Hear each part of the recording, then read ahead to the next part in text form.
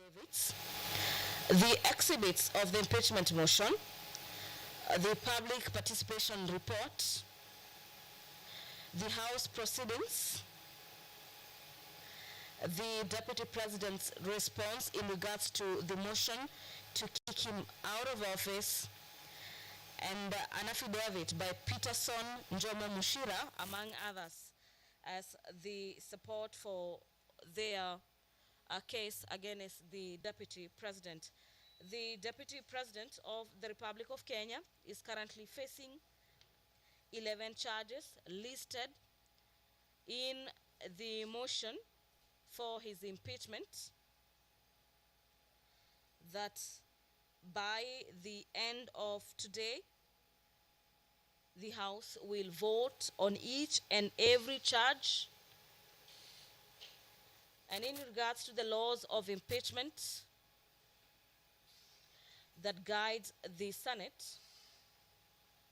in the event that the senators vote to uphold either of the 11 charges, the Deputy President would stand impeached. But that will not be the end, or that might not be the end, as he might opt to continue fighting for his political lifeline through the courts.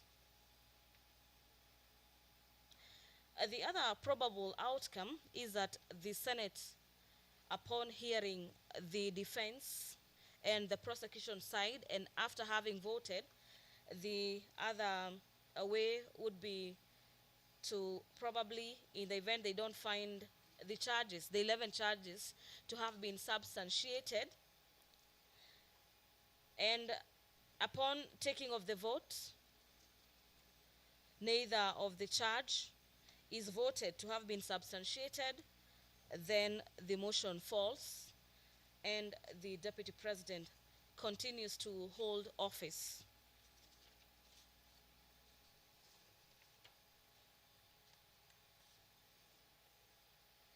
Well, the team representing the Deputy President, Honorable Rigathi Gachagua, who until last evening said their witness was only going to be the Deputy President in response to the charges leveled against the Deputy President. The team is being led by Senior Counsel Paul Moite,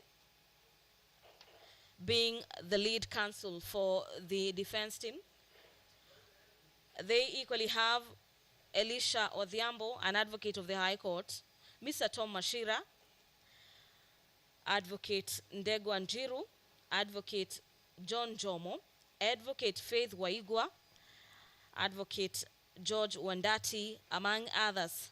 They are totaling to about 14 advocates who are at the Senate to defend the Deputy President, who is the only witness in his case for impeachment. The defense has equally forwarded documents to the Senate in regards to how they intend to counter the accusations facing the second in command.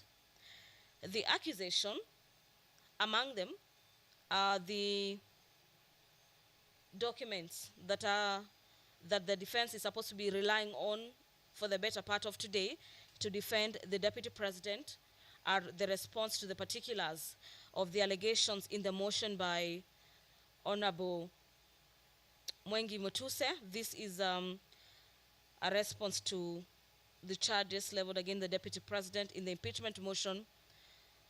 They equally have presented witness affidavits of Honorable Rigathi Gachagua, EGH, and further witnesses in further affidavits under Volume 4 of the documents by the Deputy President. The defense equally has video and electronic evidence that will be played for the better part of today as they seek to convince senators why they should be throwing out the case against the Deputy President Rigathi Gachagua.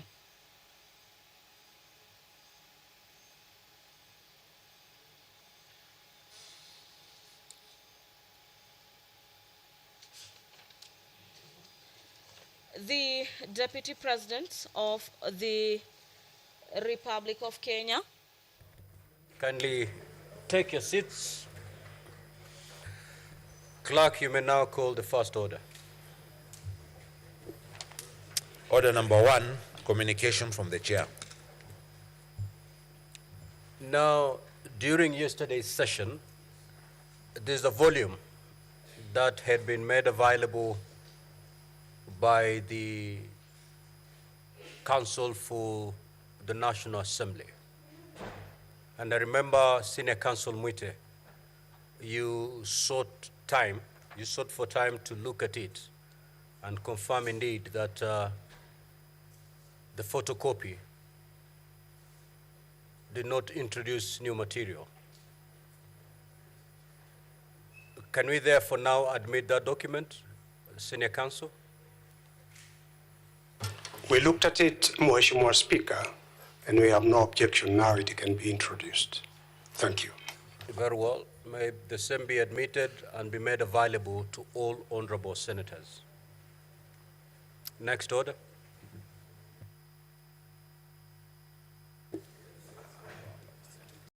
Order number 2, hearing and determination on the proposed removal from office by impeachment of His Excellency Rigathi Gachagua, EGH, Deputy President of the Republic of Kenya. Now, honorable senators, ladies and gentlemen, at the rise of the House last night, the National Assembly had called 2 witnesses. They had done the evidence in chief, cross-examined, re-examined, and it was then the opportunity for the honorable senators to seek for clarifications when the House adjourned. Now, the National Assembly has a balance of 20 minutes to conclude its case. The Deputy President has 45 minutes, having taken 1 hour from the 3 hours that had been indicated to the Deputy President for today. Let us stick to the time so that we can be able to conclude this matter in good time today. Now, honorable senators, ladies and gentlemen, we will start with the clarifications sought from the first witness of the National Assembly, Honorable Mutuse. Thereafter, we will move to the second witness and conclude, and then we can now allow the National Assembly to call their third witness. Is Honorable Mutuse present? Good. Present, Mr. Speaker. You'll be noting the questions and the clarifications sought from the honorable senators. The Honorable Senator for Nandi. Thank you, Mr. Speaker. Just clarification, but since we had started yesterday with the word of the Lord, I want to leave to my brother Ekomas Mutuse through you. In Proverbs 12, verses 22, the Lord detests lying lips, but he delights in those who is telling the truth. So, Mheshimiwa Mutuse Ekomas, I leave you with that. My quick clarification, Chair, with your indulgence. One, by the time you are giving us that the wealth of the Deputy President was 5.2 billion Kenyan shillings that you allege has been acquired for the last 2 years, did you access the wealth declaration from EACC? Number one. Number two, under the NCIC Act and in Mudama's case that the courts ruled, is shareholding part of the definition of the word incitement? Number three, in the matter of Kilifi Malindi Road, do you have any evidence to prove whether it is a private or a public road? And if it is either private or public, can you table the evidence or before the House? Number four, clarification on the issue of Justice Esther Maina. Are you telling us that since the Deputy President is the Deputy President of the Republic of Kenya, does he not have a right as a citizen of Kenya not to bring any complaint against any officer, including judicial officers? Finally, on the update, quickly, on 1st October 10, 2024, Cabinet Secretary Mutua. Senator Kenywa. Thank you, Mr. Speaker, sir. My question goes to Honorable Mutuse. Honorable Mutuse, was Treetop Hotel, was it available for acquisition? And if that is so, was there any law of procurement that was breached? Second one, what is the age of these DP's sons? Thank you, Mr. Speaker. Senator Fatuma Dulo. Thank you, Mr. Speaker. My question first goes to the council on the side of the Deputy President. My question is on attack on the national security.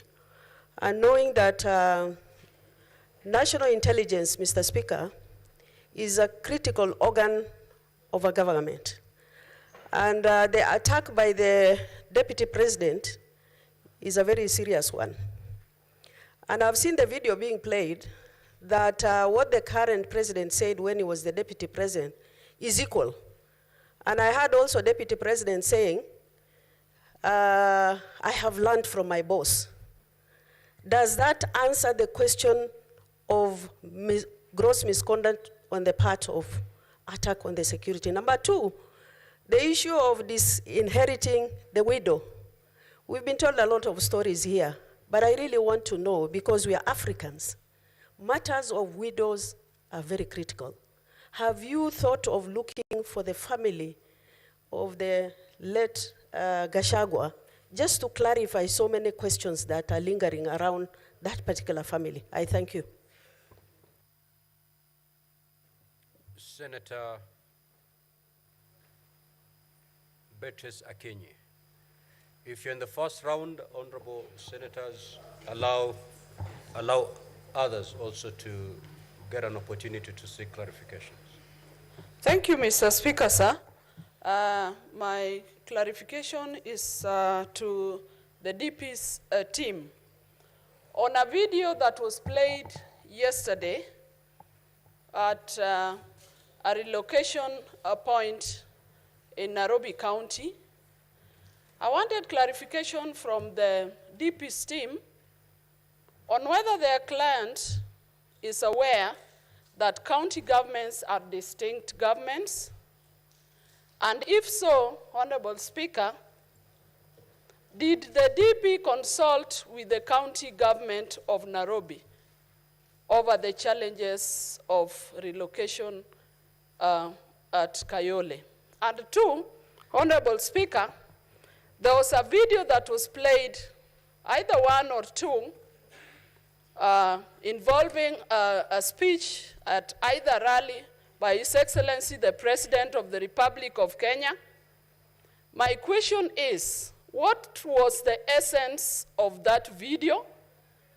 And is it to show that two wrongs would make one right? Thank you. Senator Lelegwe. Thank you, Mr. Speaker. My clarification is to the witness of the National Assembly. Yesterday, during the cross-examination, the advocate of the Deputy President, you asserted that you have identified several companies which you have no issues, and to which you did not attribute any misconduct in their dealings. Given this context, could you inform the necessity for including these companies in the present impeachment motion? Thank you. Senator Eddy.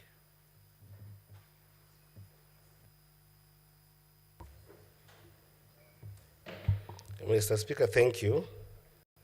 I have one question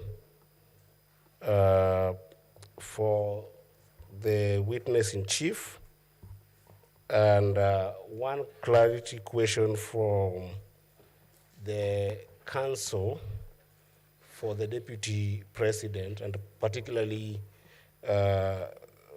Counsel Tom Masharia. So I'll start with the Honorable Mutuse. Honorable Mutuse, may you help this House understand whether all the companies that you indicated are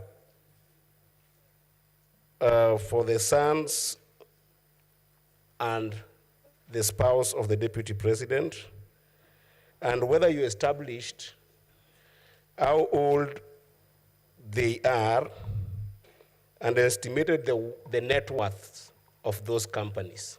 Did you manage to estimate the net worth of those companies, and how did you do that?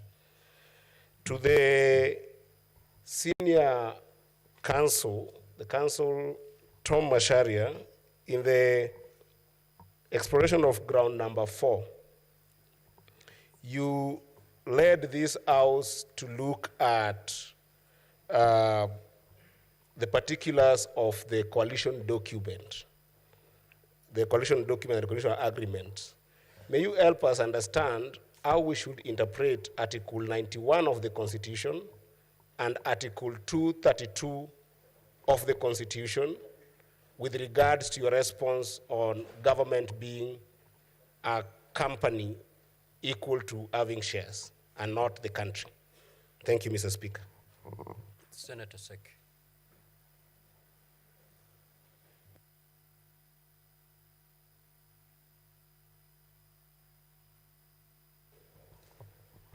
Thank you, Honorable Speaker. The question also goes to Honorable Mutuse. Wanted to make a clarification on the issue of Peterson Jomo, the affidavit on the Olive Garden Hotel, on the appointment of Julian Jahenda as the secretary or agent, and the letter to the Public Service Commission through the clerk of the National Assembly by volume 8A, page 1, gives a different person by the name Maka Juliana Jahenda. Why do we have different names here? You need to clarify, because it has a different person altogether, 2 different people altogether. Second clarification is on the issue of the award of the tender on the proposed refurbishment of the DP's residence in Karen. Honorable Mutuse, the government, through the State House Controller, signed that contract. Wanted to know what is the relationship of this contract with the DP, now that you're saying it has some issues. What's all about the contract and the company that did that refurbishment? We need to know what is the relationship and what is the malpractice that has.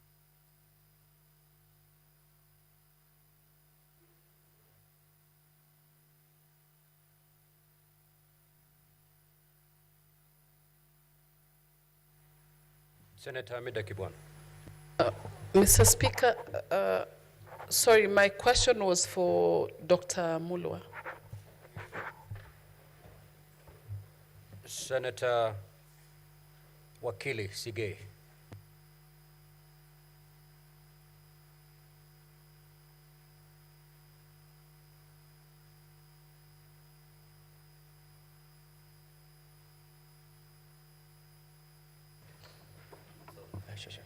Thank you, Mr. Speaker. I've got 2 questions. One to the Counsel for the Deputy President, and the other one, actually both for clarification by the Counsel for the Deputy President. Yesterday, in the course of your cross-examination, you took us to page 410 of volume 3. This is with regard to the accusation where His Excellency the Deputy President divulged or accused the national intelligence of what you said. Now, my clarification from you, which I desire, is at that page 410, the evidence which you sought to juxtapose what the president did and what the deputy president was accused of having done is with regards to one being in office and another one alleging that he's not been able to attend sessions where that complaint came from. Give us the correlation of the two. And secondly, I share the sentiments by all the senators who've sought to get from you an understanding about the coalition agreements. You attempted to explain yesterday the relationship between company shares and coalition agreement shares. You were asked about the place of this in terms of the regimes of the two kinds of agreements.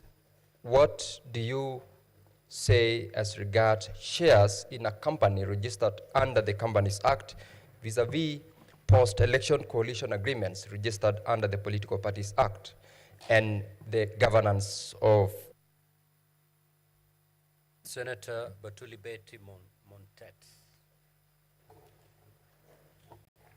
Thank you, Mr. Speaker, sir. Mr. Speaker, sir, I want to ask Honorable Mutuse, is there a minimum age of a client in a bank to get a loan of 700 million? Senator Essie Okenyuri. Sorry, Mr. Speaker, my question, I'm awaiting Dr. Andrew Mulwa. Senator Cheriot Aaron.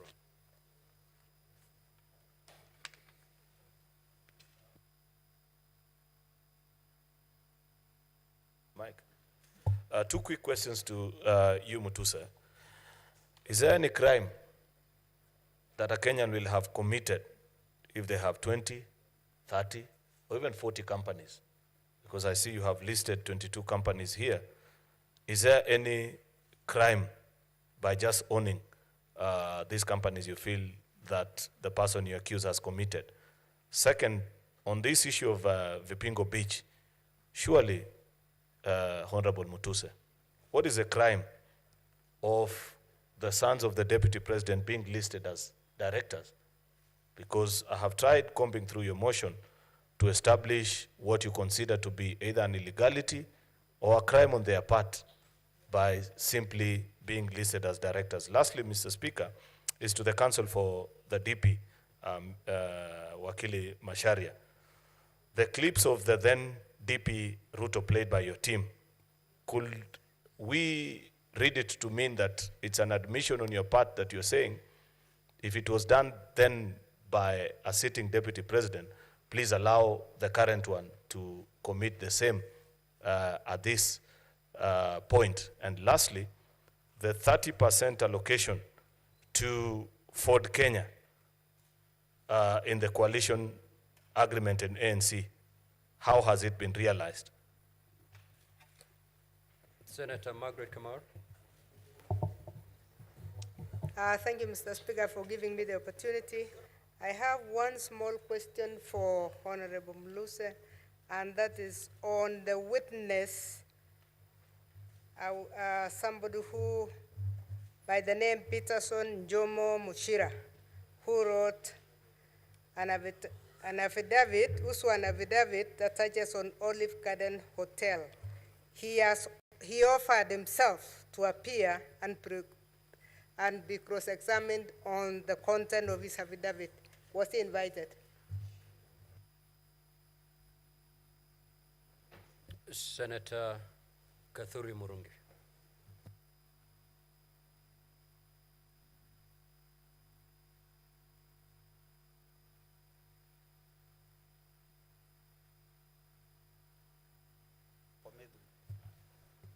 Thank you, Honorable Speaker. Mine are just very straight clarifications. Number one goes to Honorable Mutuse. Honorable Mutuse, in ground 7, you have seen that His Excellency, the Deputy President, has inexplicably amassed a humongous, these are very strong ones, property portfolio estimated at 5.2 billion. So my question is, this is within 2 years. I know for a fact that before an election, any eligible candidate clears himself or herself with the IBC before contesting. Therefore, for comparative analysis, do you have His Excellency the Deputy President's property or worth during the 2022, before the 2022 elections, so that now we can be able, as a jury, can be able to compare and see whether for 2 years, for sure, he has been able to amass this wealth. Number 2, there is this property in Meru. Many Meru guys have called me last night asking me whether there is evidence to show that this land is in Meru. The last one is to the councils of the Deputy President. There was a clip which was played here yesterday when the Deputy President made a press conference in Mombasa. Immediately after the President did this in Nairobi, 2 different cities. Therefore, I did not get clarity from the councils about this, the question or the clip. So I was really requesting either one of them could be able to expound on that controversy between the 2 pressers in 2 different cities by the principal and the deputy principal of the Republic of Kenya. Thank you. Senator Okoit Omtata.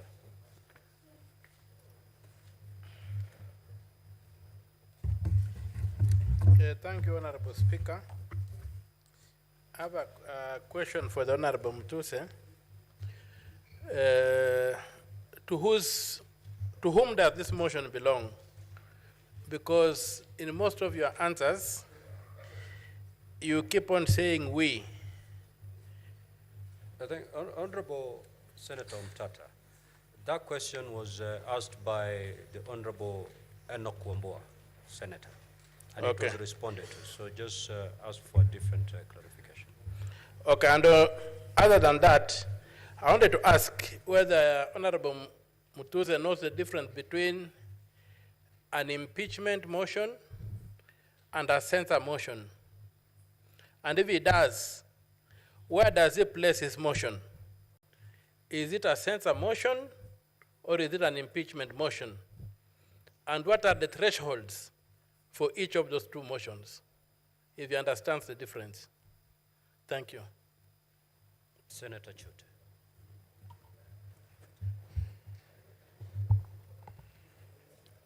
Asante sana Mheshimiwa Spika. Mheshimiwa Mutuse, ulileta ushahidi hapa mbele ya Senate ukidai ya kuwa Deputy President ako na 5.2 billion. Wewe ni wakili. Na vile unaongea jana unaonekana wakili shupavu. Ulileta ushahidi gani hapa ya kuonyesha valuation ya hii property ya hiyo katika documents yako kuonyesha imefika 5.2 billion. Swali ya pili, ulileta mashtaka 11. Vile unasimama huko leo, unaona aibu kidogo kwamba ulilete porojo mingi na mambo mingi kama ukiwa wakili hujafikiria vizuri.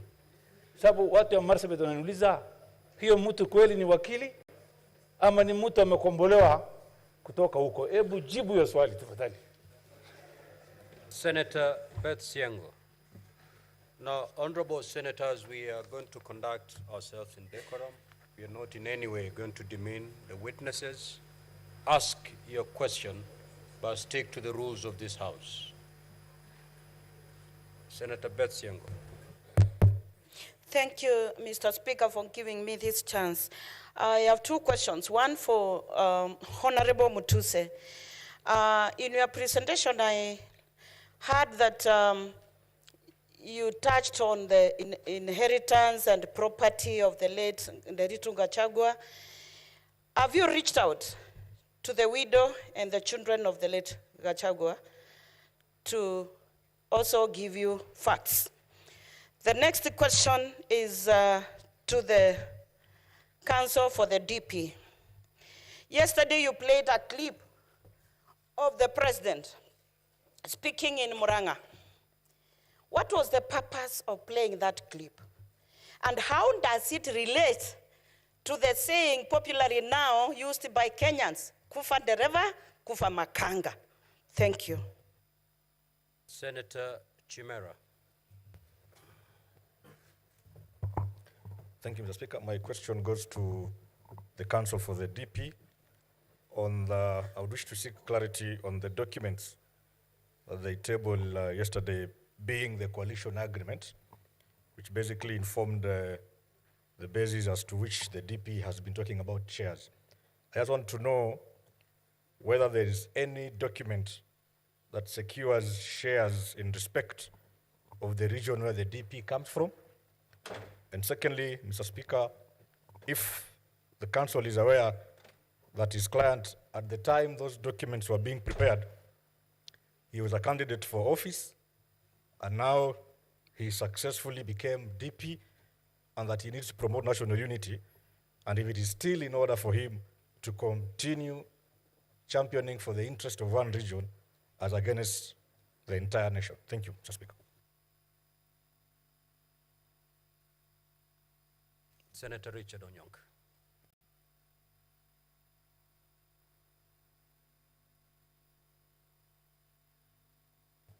Thank you, Mr. Speaker.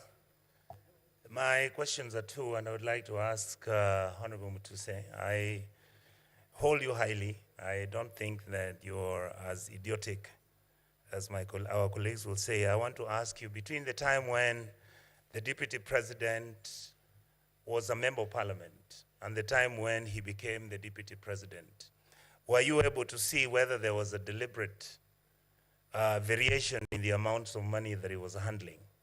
Did you see whether the money that he was handling as a Member of Parliament, for example, changed then to the money that you brought in, where you're saying that there is some money laundering taking place? Were you able, or are you able to show that distinction in order for you to make your case? The second question I wanted to ask you again on the same issue. When you are trying to find out whether there is money laundering on any transaction, and I know chances are you did not have the technical expertise and maybe an investigative agency to help you, but did you by any chance find out money moving from anywhere, either through His Excellency the Deputy President's private accounts or any money that was being borrowed? Because I know that one property you've mentioned that it was a loan, but all these other properties that you allege that the Deputy President had purchased, did you link that from money coming from some place or money coming from some illicit, like you say? Because I don't see that evidence on the table. And finally, I want to ask you again, Mr. Speaker, that if you look at the issue of the will of Mr. Gachagua, that is the former governor, did you by any chance get a way to ask either through the wife, the children, whether there was a meeting that took place where they were involved, or whether they were unhappy or happy with the transactions which were taking place? Because there isn't any evidence whatsoever of, for example, the wife complaining or the children complaining. Did you get anything like that which is substantive? Thank you, Mr. Speaker. Senator Mutinda Tabit.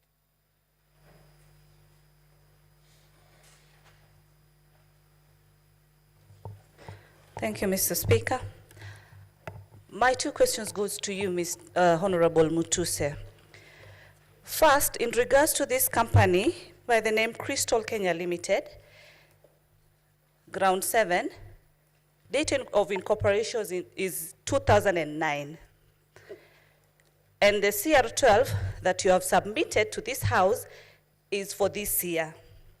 Would you tell this house who was the initial director of this company? If that was so, was there any change of directorship of this company? Secondly, the one on trial is the Deputy President of this country and not his two sons. You have linked Crystal to be a proxy for the deputy president through his two sons. Would you tell this House if you have any evidence that shows that money was wired from Crystal Limited to the account or to any company linked to the deputy president? Senator Shakil Abdallah.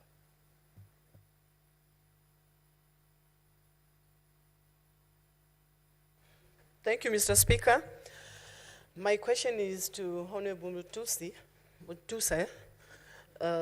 If Judge Maina had filed any complaints regarding the being harassed by the deputy president. Thank you. Senator Miraj Abdullah.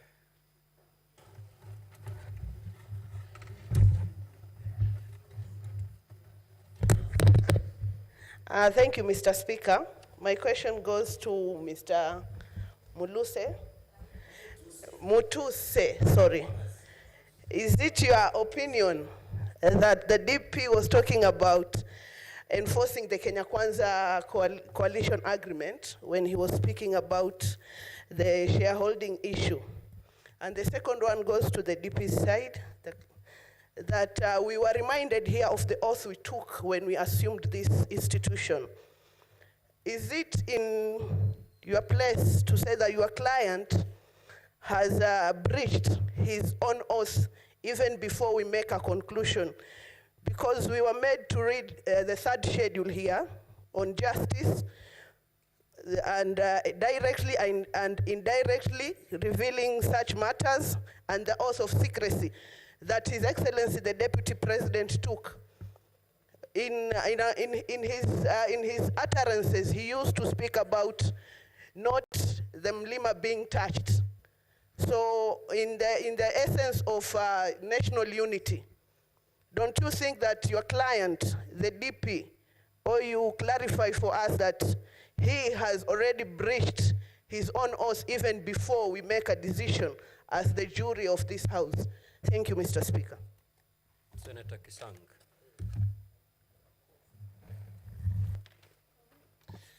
Thank you, Honorable Speaker. My first question goes to Mutuse and a comment. Honorable Speaker, I want to find out from Mheshimiwa, out of the 22 companies that you've alleged associated with the Deputy President, how many are really of interest to this particular impeachment? Yesterday you talked about the one in Rea Vivingo, and we saw that 10,000 of the shares, the total shares, are owned by the estate of the late Governor Gachagua. Then a comment, Honorable Speaker, is the clips that were played yesterday on shareholding. I think I want to ask the legal counsel for the Deputy President. It looks like we didn't stop campaigns after election. It looked like we continued to propagate campaigns because we expected the Deputy President, immediately after campaigns, we stop about this thing of shareholding because Senator Maanzo.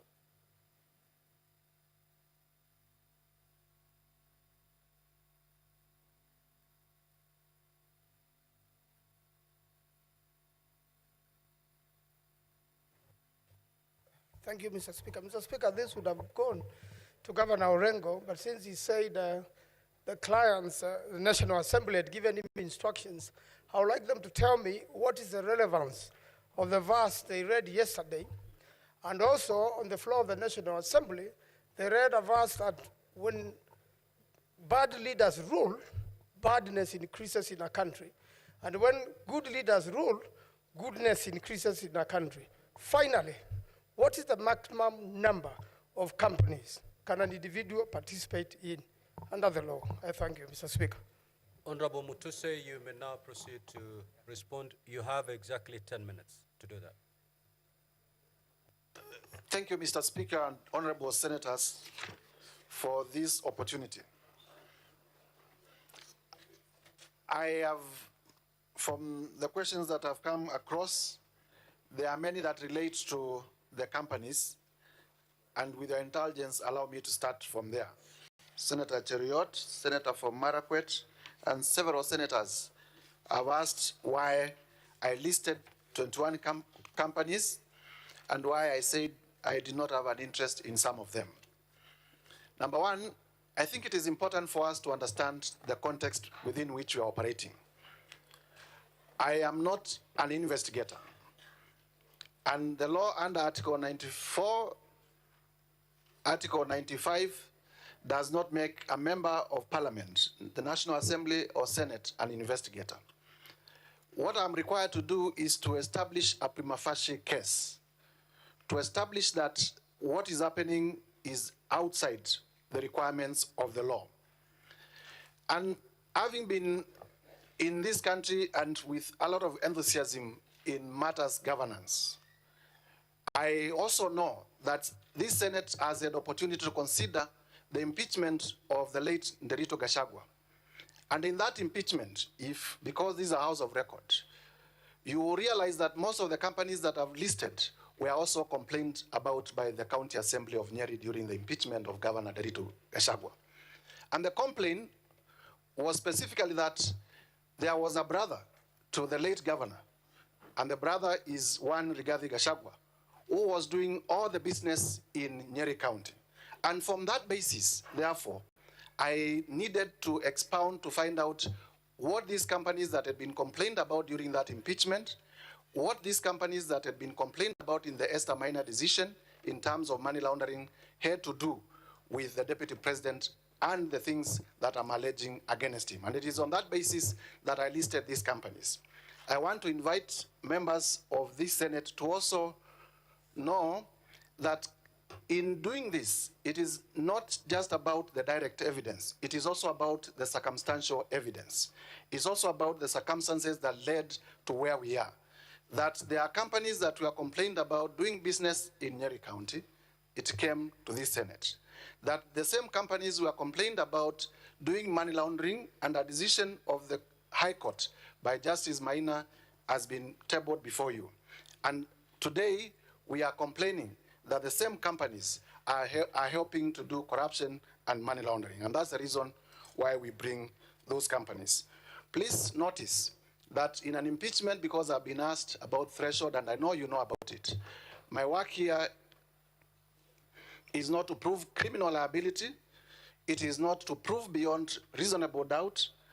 My work here is not to prove civil liability, but to show political responsibility. And I have been able to do that. In terms of Vipingo Ridge, the question I want to invite honorable senators, and I request that you listen to me. I was told yesterday that Vipingo Ridge, the two sons of His Excellency the Deputy President, are mere directors, and that the shares are owned by the estate of the late Nderito Gachagua. But then you ask yourself, all of you here, you have children, why would my brother's children own my estate and not my children? Why would my brother's children be the ones who are directors in my estate and not my own children? If you die today, will your children be the ones being directors of your properties, or it is the children of your brothers? Don't you see this is suspicious? It is obviously suspicious. Number two, in law, and I want to challenge anyone. An estate, what is an estate? An estate is the totality of your belongings. So, can an estate own an estate? It is administrators. We would have expected that the executors in the estate who are named in the will are the ones who would have been named in the shareholding. And we know all these trick games that are being played around to hide ownership. And that, because I talked about circumstantial evidence, that is to be compared with the affidavit of Mr. Jomo in terms of how Jomo was approached to be proxy in buying the property, and how Jahenda, the question that has been asked, is the one operating the accounts. And we have been able to show that the same Jahenda, the same lady who works at the DP's office, is the same person who is the manager at the hotel and is the one who is operating the accounts. So I invite you to see the web of secrecy, the web of conspiracy. It is a web. And this is why I said these are white-collar crimes. They are done by intelligent people. Sometimes it becomes very difficult to get direct evidence, but in the totality of the circumstances, it points to money laundering and corruption. Let me now go to Senator for Nandi, my good friend, Senator Cherangei. Thank you very much for the Bible verse. I'll keep on reading it, and every time I read it, I will remember you. 5.2 billion worth. Did I ask for the worth declaration? I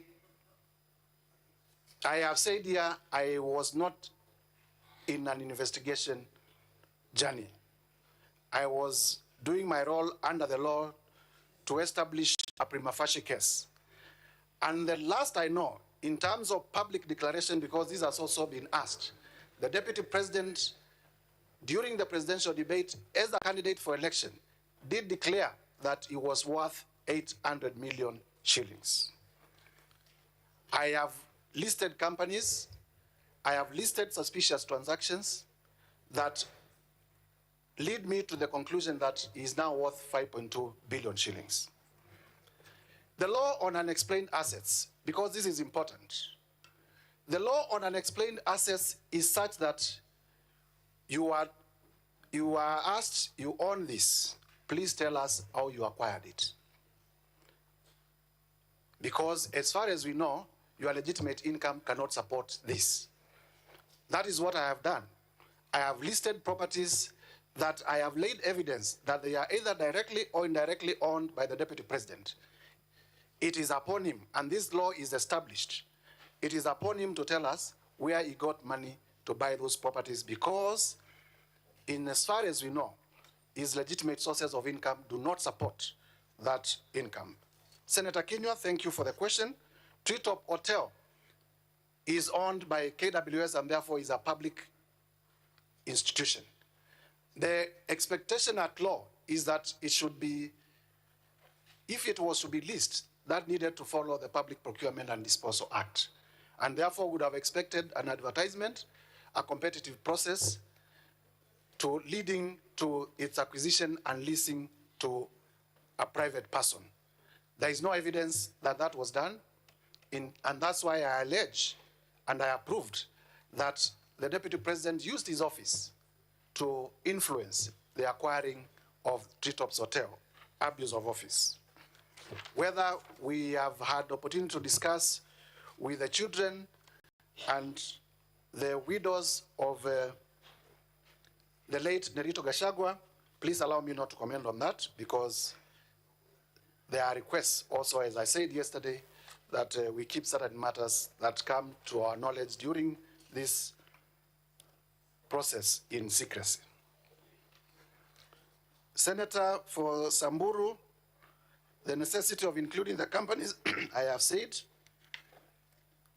The children of the children of Rigathi Gachagua, they are in, I think one is in his early 30s, the other one is in his late 20s.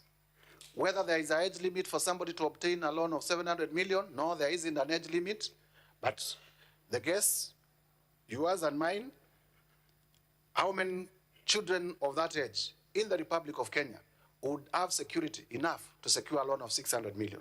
Because to secure a loan of 600 million, the bankers tell us that you have to place property probably that is 10 times more in value than that. When did they acquire that property? Number two, it is not our evidence, and this is important for me to clarify, that Abadea's Safari Lodges was acquired through a loan. It is an explanation that we have discounted. He said that they obtained a loan of 600 million, but the only document that was produced is an offer letter for the loan. There is no evidence to show that the loan was granted. There is no evidence to show any charge on that loan. And therefore, it is our contention that that explanation is not conclusive. That explanation cannot suffice. And therefore, it goes back to the Deputy President to tell us where he got the 535 million, where he got the 143 million to buy those properties, because the loan is not substantiated. Senator, in terms of Olive Gardens, we have been able to show Julian Jahenda, the one managing the hotel and the one working in the DP's office, is one and the same person. Jomo, we bought the hotel on a promise that the Deputy President, the truth of the matter is that Conclude, Honorable Mutuse. Jomo bought the hotel 2 minutes to as a proxy for the Deputy President. What problem do we have with refurbishment at the office of the Deputy President? We do not have a problem with the tender, we have a problem with the priorities. Kenyans today, and the Deputy President is talking about it, are crying about services. Is it a priority to renovate the office, or is it a priority to give water to the people of Kibwezi?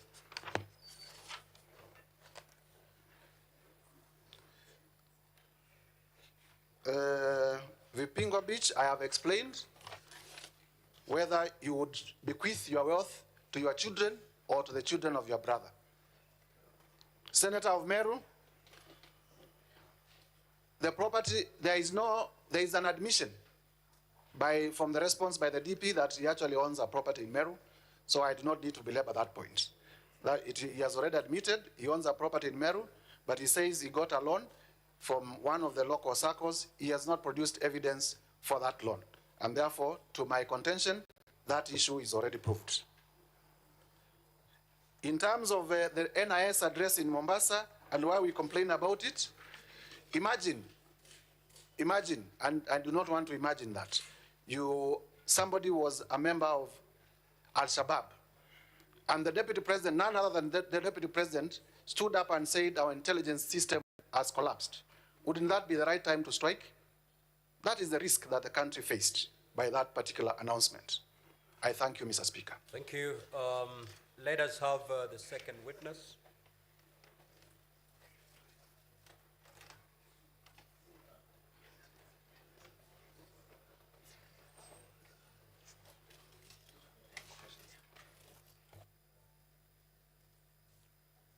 As the counsel for the DP responds or clarifies on the issues raised towards them, may we have the second witness available for purposes of clarifications. Counsel, you may proceed. Thank you very much, Honorable Speaker. Let me begin with the tortured question of the estate of the late Nderito Gachagua. It is, I think, a shame that will stick on Honorable Mutuse for the rest of his years on earth. Counsel for the Deputy President. Yes. There are very few clarifications that were directed towards you. Yes. So I'll give you 5 minutes. You're not responding to the clarifications by Mutuse. You're responding to the clarification as sought. Those are the ones I am. Honorable Speaker, there are quite a number of clarifications, especially on this estate issue, which please allow me 10 minutes. All right. Thank you very much, Senate. Now, I began my cross-examination of Honorable Mutuse yesterday with asking him how long he has practiced law and what law he has practiced. The problems you have as a Senate, as a quasi-judicial body, are born out of inexperience of legal practice. If you had practiced any succession law, I'm answering the question. Order, Honorable Senators. I'm sorry, Senator Kavindu, just have a seat. I couldn't take that. Yes. What is the source of this? I asked him yesterday. He answered the question.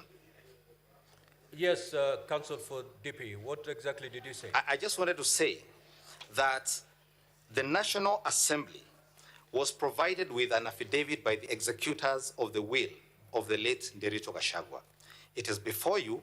It is volume number 4, stated, called the Further Affidavit of Nderito Gachagua. Regarding Gachagua. It should be before you. In that affidavit, the two executors state in comprehensive detail everything concerning that particular estate. They are as follows. 1, the estate property was divided in accordance with the will. The probate matter commenced and went all the way to the end to conclusion. All issues were resolved within the court case and in a sense are now res judicata. That is issue number one. Issue number two, you will find in that affidavit between pages 11 and pages 19. Who sought that clarification? I was asked, the question was asked here, I think, by Senator Dulo asked. For DP, do not respond to what Honorable Mutuse said. Senator Pick Dulo. a senator's issue and respond to it. That's what I'm responding to. Exactly. So whose clarification are you? Senator Dulo asked, can you please address the question of disinheriting the widows, if Hunter could confirm that? I believe she did. That's what I'm answering, yes. And so the will, as I'm explaining, does not disinherit the children or the widows or anybody else. It is merely because in the motion brought before you, there were properties listed in the motion that were part of the estate. That is the only reason this estate has become the subject of proceedings before the Senate and the National Assembly. So when you look at the will, as I've said, between pages 11 and 12, at page 13, if you have the document before you, this is volume number 4, there is a long list of how this estate was divided. And I won't go through it, you'll be able to read it yourself. That's number one. Number two, you will see an affidavit by the executors, except the Deputy President who did not sign this affidavit. These are the two remaining executors who have signed it, explaining between pages 4 and page 9 everything that was done in accordance with the law and in accordance with the law of succession, and that no one's property was taken away. Senator Dulo, you know our rules. Proceed, Counsel. Proceed. Yes. Now, I've been asked some questions about the issue of the Moranga video and about the shareholder agreements and whether two wrongs make a right. Our position is the opposite. Our position was that the address by the President in Moranga was in fact in confirmation of the agreements. The President was merely saying that they are implementing the agreements they agreed upon, and it was incumbent upon his deputy to assist his president in confirming that they were implementing the agreements. That is the purpose of the video. That is the purpose of those agreements. It is not to say kufa makanga, kufa dereva. I think Senator Beth asked that question. It is to say okoeni makanga na muokoe dereva. That is what we're asking you to do this morning. Senator, I believe Eddie, Senator Eddie Owiti, my good friend, has asked about the interrelation between Articles 91 and Article 232 and how those interact with the agreements. If I would call your attention, honorable senators, to the contracts themselves again, I don't know whether you have them. The contracts are in volume 3, and I'm referring you to page 429. At page 429, this is what the agreement said, and I'm reading, this is the primary agreement that was signed between UDA and between Fort Kenya and ANC. This is what it said. Further terms, parameters, and details of the sharing of positions of responsibility in the national government pursuant to this article shall be contained in a separate schedule to this agreement, which schedule shall be negotiated and executed before the date of the general election scheduled on 9th August. So there were subsequent agreements executed on how these shares were to be divided and to be implemented. That is issue number one. But issue number two, the parties gave themselves some room, and you'll see this at page 430. This is Article 22, Subarticle G. Notwithstanding the content of this article, the founding member parties hereby commit to make any adjustments that may be necessary to accommodate the development priorities of other parts of the country to ensure equitable distribution of Kenya's national resources and wealth for the benefit of every citizen and every part of Kenya. When the Deputy President takes a stand, we will be demonstrating to you with videos where both he and his boss, the President, went out of their way to say that the voting did not matter to how they were going to implement the development agenda. I think I was asked whether there are any contracts or agreements that were signed on behalf of Mount Kenya. I did not see any. We don't have any thus far. There were several parties from Mount Kenya, but they did not negotiate anything. Then an important question. The Deputy President did not say the government is a company. When you read the statements, he was making an example. It's like a company. It was a tool to explain a document. That's all he was doing. I'm pressed for time here. Yes, Senator Chariot asked a question about two wrongs making a right, and whether the current DP is conceding that because he did what the former DP did, that then he's guilty. Again, far from the truth. We are asserting, when you read the documents, the documents at page 412, this is the article where the president spoke, the former deputy president spoke in Moyale. This is what he said. The deputy president reiterated that he used to ask tough questions when attending the National Security Council meeting about schemes of murder. It is something that has troubled me a lot, and that is why we have put it to the Kenya Kwanza Manifesto that extrajudicial killing must come to an end. It is illegal and constitutional and offends every principle of the right of life. In law, there is no secrecy where crimes are committed or there is violation of the Constitution. The Deputy President was merely following the mentorship of the man who occupied the office before him, and it was not releasing any secrets that did not concern illegalities or unconstitutionality. So that deals with the question of oath of secrecy. I think that was asked. And because of shortage of time, I'll allow my learned colleague, Mr. Elisha Ngoya, to come and answer a few questions. Thank you very much, honorable senators, for your time and your attention. How many minutes, clerk? Mr. Speaker, 3 minutes will be enough for me. No, we need to know how much time you have. Okay. You have 2 minutes. Okay. Thank you, Mr. Speaker. Ongoya for the Deputy President.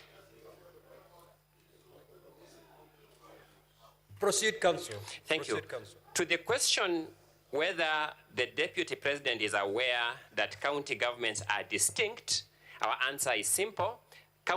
Governments at national and county levels are distinct and interdependent.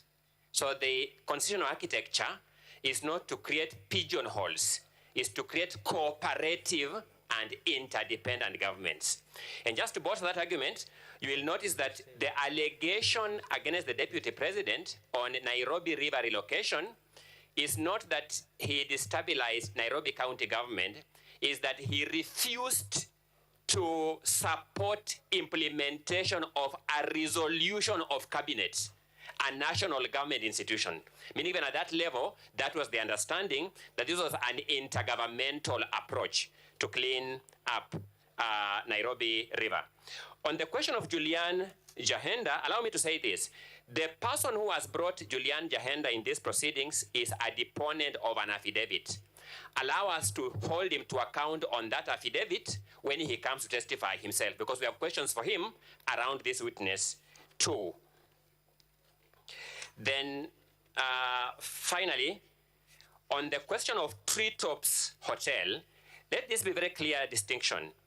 Treetops Hotel was not acquired by the company in question from KWS. Treetops Hotel was an assignment of lease. When the Kenya government gives you a lease, say 99 years, you can sell that lease. So it was an assignment of lease that was already assigned by KWS to a third party. So the construction that a company associated with the Deputy President, rightly or wrongly, got this property from KWS is actually wrong. There was a completely different private property that had a lease. Then that company holding that lease assigned that lease. Thank you so much. My 2 minutes are over. The second witness.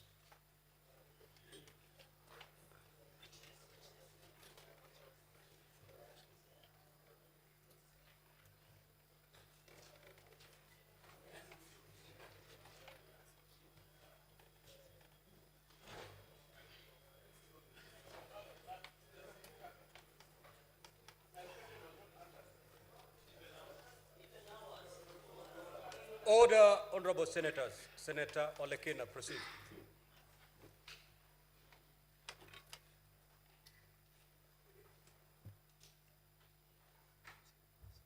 Thank you, Mr. Speaker. Mr. Speaker, my question to Mr. Mulwa. Mr. Mulwa, if you look at the response in volume 6 by the Deputy President, the Deputy President says as follows, 4.2, volume 6, which is in page 11, in response to the allegations that you called him, or he called you, to be able to push for the bid board. He said that this is clear in paragraph 4 of the witness affidavit of Andrew Mulwa. He contradicts himself by claiming that on the 11th July 2023, I pressured him to surrender the original bid board, yet by the letter dated 5th of May 2023, KEMSA had requested for collections of the original bid. Thus, there was no cause for pressure to be exerted on Mr. Mulwa or any other person. Now, in your affidavit on page 70, you put an excerpt of your WhatsApp or communication between yourself and Dr. Rigathi, where Dr. Rigathi, it's alleged, he said, Dr. Ikunu Rigathi here, kindly contact me. When possible, there is a document for HE we are trying to collect. In the same affidavit, you have annexed 3 letters. One letter dated June 30th, and I want you to keep in mind of the 30th of May. June 30th, which is a letter sent to you, from KEMSA to ESCC, requesting for the bid board. That is June 30th. That is a month after the date that the Deputy President alleges to have received information from KEMSA asking him to collect the bid bond.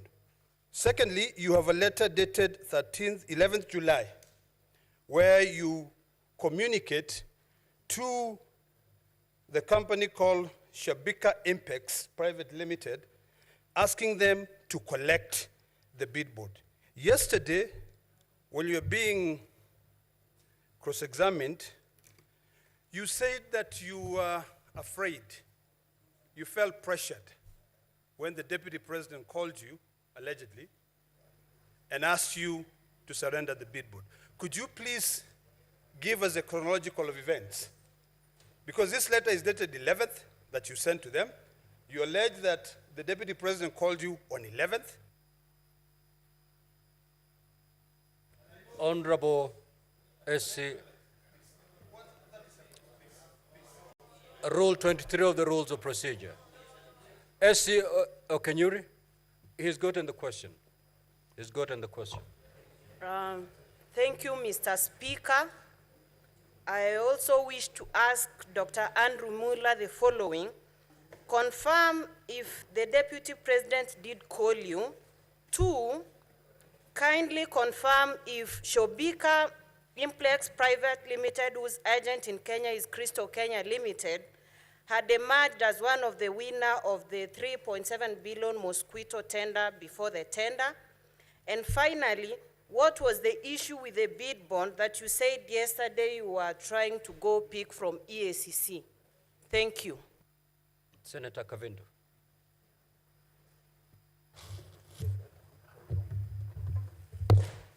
Thank you, Chair. Mr. Speaker, my question is directed to the to Mutuse and maybe his lawyers.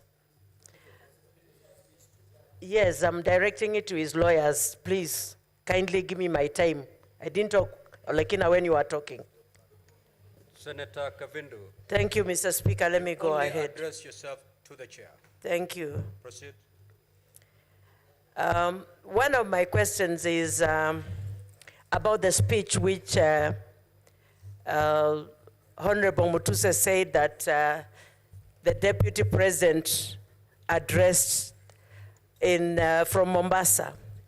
My question is there any law preventing either the president or the deputy president from intervening if they see any failures with the national intelligence services? Is there any law preventing them from intervening or questioning the national intelligence service, or is there any law directing them where they should ask these questions from? Two,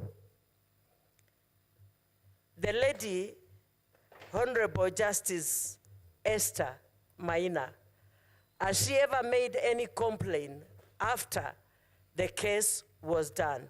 Thank you, Mr. Speaker. Senator Bone. Thank you, Mr. Speaker. Mr. Speaker, to Dr. Mulwa. Dr. Mulwa, I can attest that the number you have put here, through which His Excellency the President pressured you, he relates very well with me, because in the days we used to talk with him, I used to use the same number. Your evidence is so critical that we would like you to walk us through that conversation between the Deputy President and yourself, during which time he was putting pressure on you. Mr. Speaker, sir, Tom Masharia, Counsel, you are a man of many years of experience, and you know the hierarchy of laws.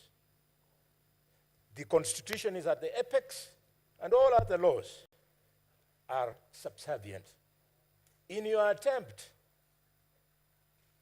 to justify, or rather to protect, and secure the Deputy President from the accusation that he breached the Constitution, Article 27, which prohibits him from discrimination, you have chosen to justify it by using an act of parliament called the Political Parties Act that provides for the agreement.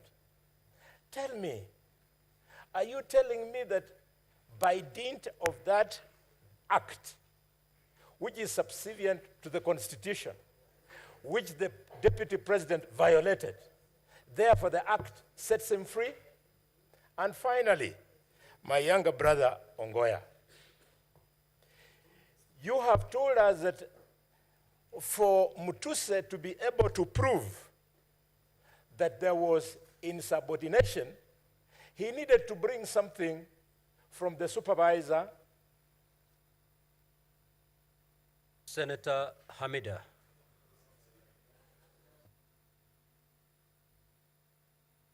Thank you, Mr. Speaker. I remember I am the one who raised this motion, this statement on the mosquito net for investigation. So I am so much aware of this investigation that went on. But Dr. Mulwa, apart from the financial loss that KEMSA incurred, did the alleged interference of the relationship, the alleged interference affect the relationship between the Global Fund and KEMSA? Because I remember, of course, the tender was terminated, which was about 3.7 billion. Global Fund terminated the tender. So was there any a relationship lost between the two?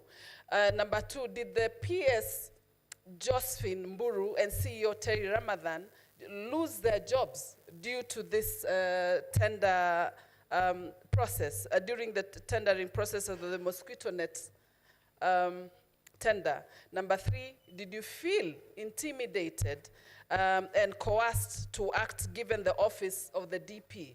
Thank you. Senator Wafula. Asante Mheshimiwa Spika. Daktari Mulwa, madai kwamba ulipata simu kutoka kwa naibu rais kufuatilia jambo linalohusu mwanawe. Wewe kama mtumishi wa umma, unapopata simu kutoka kwa kiongozi wako wa kitaifa akifuata yale yanayohusu mwanawe, unaona ni vema kutekeleza jinsi anavyotaka ama kufuata katiba ili kutetea yeyote aliyeomba nafasi ya kufanya kazi? Asante sana Mheshimiwa Spika. Senator Munyihaji.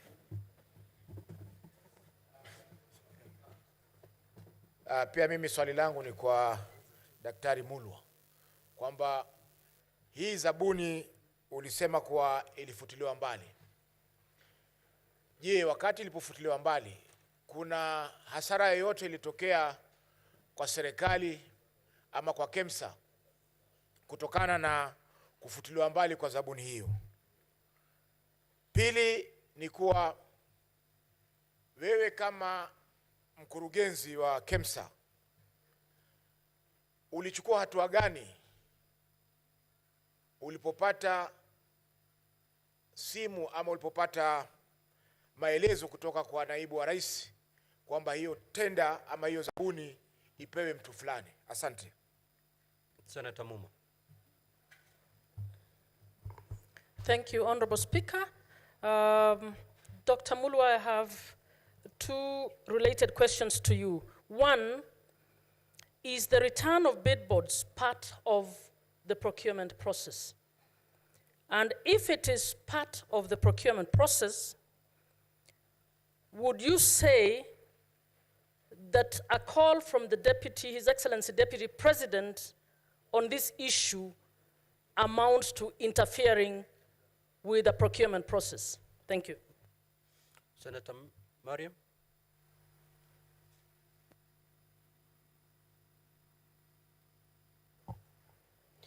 Thank you, Mr. Speaker, for giving me this opportunity. My question is to Dr. Mulwa, that you said DP calls you. Is there, when he calls you, is there any interference with the procurement process? Thank you. Witness, you may now proceed to make the clarifications as sought by the honorable senators. You have 10 minutes to do that. Thank you very much, Mr. Speaker, sir, and honorable senators. I will try to answer the questions that have been put forth on the matter of the procurement of the long-lasting mosquito nets by the various senators. Mr. Speaker, sir, the Senator for Narok asked me to give a chronology of what happened so that I may be able to bring out the issue of the pressure that I got from His Excellency the Deputy President and alluded to the letters that I have submitted in regard to the tenders. Indeed, Mr. Speaker, sir, on around the end of April, the Global Fund wrote to the Kenya Global Fund Management Office communicating a pre-award review decision to terminate the procurement of the 3.7 billion mosquito net tenders. Mr. Speaker, sir, this was after the procurement had been done earlier on in February by KEMSA, and it's a usual procedure during the procurement under the Global Fund, after the evaluation of the tenders, the evaluation report is shared with the Global Fund to authenticate if full procurement procedures and law have been followed. On review, the Global Fund realized that the tender, which the evaluation committee had recommended to be awarded to one Shobika Impex Limited, had an issue. And Mr. Speaker, I will refer to the bid bond which I shared in the documents.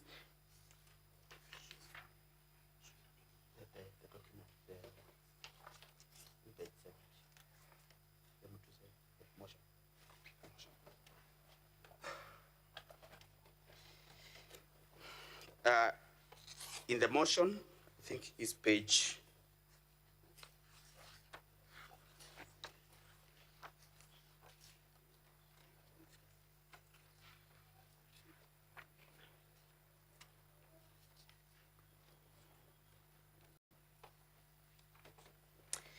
is page 76 out of 85. Mr. Speaker and honorable senators, if you look at the bid bond that I'm referring to, the bid bond down there has a stamp of the 21st of February 2023, having been received by one Monica at 9:37 a.m. Mr. Speaker, sir, this tender was running at the time this bid bond is being received. The tender was supposed to close on the 10th of March, but the earlier closure, this bid, therefore, bid bond, did not come as part of the tender document. Usually, bid bonds are annexures to the tender document, and therefore, this bid bond came as an ordinary mail. Further, if you look on top of that page, it's written PD, which is Procurement Department, FY&F for your next necessary action, and I can confirm the signature for the CEO who was there before me on the 23rd of February while the tender was opening. In other words, Mr. Speaker, sir, this bid bond already had issues even before the tender closed and was opened, and therefore the bid bond was submitted outside the tender document, which is already an irregularity in the procurement. Mr. Speaker, after the cancellation of these tenders, the Global Fund, this issue brought an outcry, and as a result, a principal secretary, the CEO, and officials from the Ministry of Health and KEMSA were suspended as a result. The PS was actually dismissed. Mr. Speaker, sir, an investigation was instituted by the Public Procurement Regulatory Authority, the ESCC, both houses of Parliament, both the National Assembly and the Senate, investigation onto the procurement anomalies. Mr. Speaker, one company wrote to us on around June 12th or thereabout, asking for return of the bid bond. This company was Shobika, and we were able to, we did not have the document because ESCC and other investigating agencies had taken the original documents. And therefore, we wrote back and informed them of the state. And when July came, I think the investigations were happening, officers were recording statements, and that is when I got a call from the Deputy President asking me to surrender the bid bond to Dr. Rigathi Kino.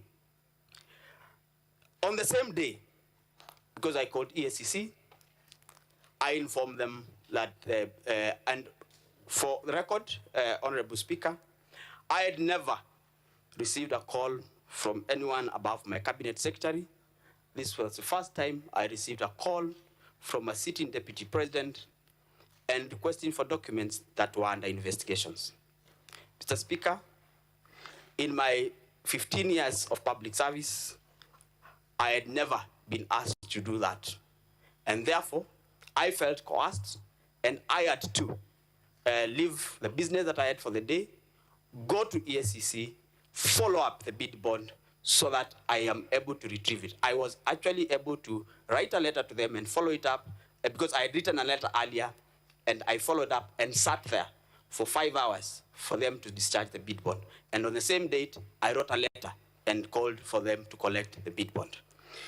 I think, Mr. Speaker, that explains the conversation and the pressure that I felt as an officer serving in public service. I have explained that the company that had been awarded this tender through the technical evaluation was Shobika Impex, whose local agent, sole agent, is Crystal Limited. Mr. Speaker, sir,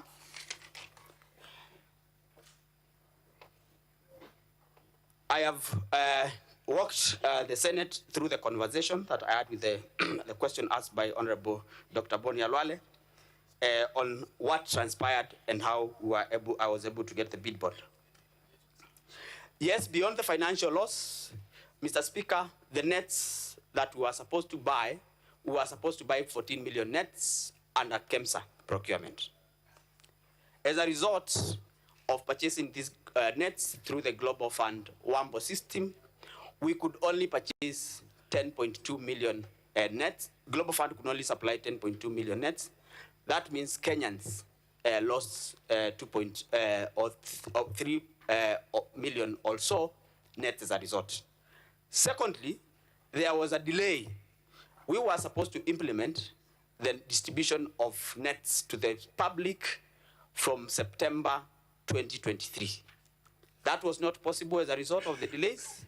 We were only able to start distribution of the nets from January this year. In effect, there was a loss in terms of money, there was a loss in terms of number of nets, and 3, there was a loss in terms of citizens did not enjoy the protection that they would have gotten from the nets in the time that had been envisaged. Indeed, I can confirm, and I've already mentioned, that PS Josephine was dismissed, and acting CEO and other officers were also suspended. About following the law, when I got the call, Honorable Speaker and Senators, I was able to, consult the investigating authorities, and through correspondence, I was able to get the documents as per the law. And therefore, I did not in any way go out of the law as a result. Is the return of bid bond? Mr. Speaker, I'm told my time is up. Can I wind up? The remaining queries. Thank you, sir. Mr. Speaker, whether return of bid bond is part of procurement, indeed return of bid bond is not part of the procurement process per se, but after the procurement process, return of bid bond is a usual procedure because people had given commitments in banks, in insurances, and therefore returning bid bonds is a procedure. The extraordinary circumstance in this matter is 1, the bid bond that had been submitted was not part of the tender document per se, and number 2, this was a matter that was under investigation. And therefore, for the Deputy President to push for the bid bond to be returned, it means that it was pushing for interference of an investigation that was already ongoing. I already gave account that I had to personally go to EACC to get the document. Mr. Speaker, I submit. Thank you. There's some clarifications that are sought from Council Macharia.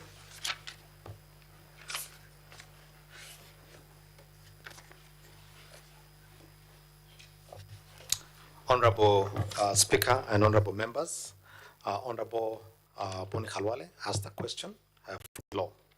Indeed, there's a hierarchy of laws. It's the Constitution, the laws, and subsidiary legislation. And I cannot purport to be teaching lawmakers how this is done. 5 minutes. Yes, and so I say this with tremendous respect.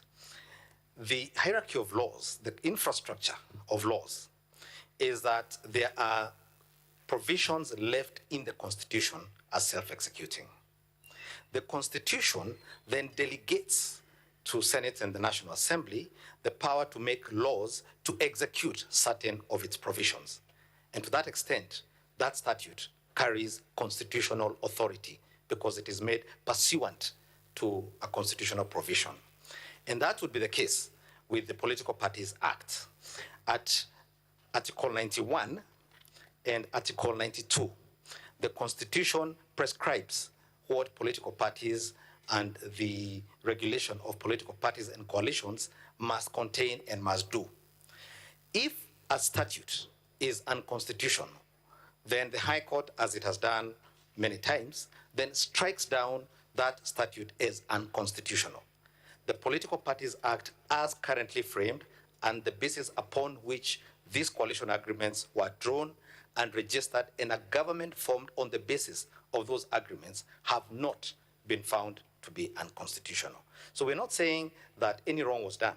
We're in fact saying everything was done in accordance with the Constitution and the law. That's number one. Number two, when His Excellency the Deputy President stands to make his response before you, amongst the things he'll be showing you in great detail with documentation and with videos is the lengths to which not only he, but his ultimate appointing authority, his boss, the President, and the entire government went to ensure that the development was spread across the country.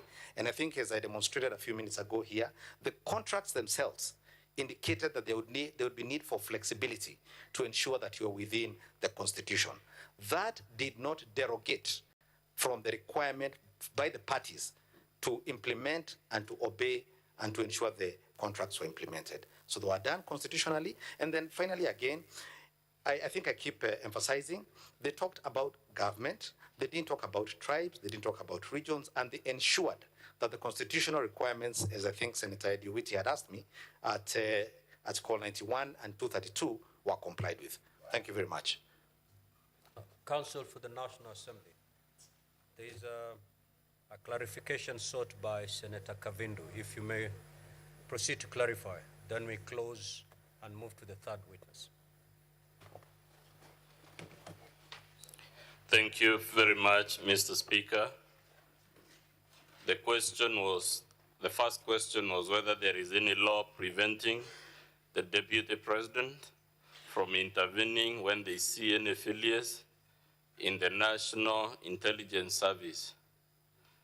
The answer is that the oath of due execution of the office of the Deputy President, which is in the Constitution, it's part of our Constitution, prohibits the Deputy President from disclosing matters, especially those relating to national security, that are committed to his secrecy. And therefore, it was a violation of his oath of office. It was a violation of the Constitution to discuss matters of that nature at a time in the circumstances prevailing in a press conference broadcast to the whole world. There is a constitutional forum to raise those issues. And indeed, the Deputy President, I want to believe very many other officers, even ordinary citizens, can write to that National Security Council if they have genuine grievances about its operations or its personnel or its capabilities and performance.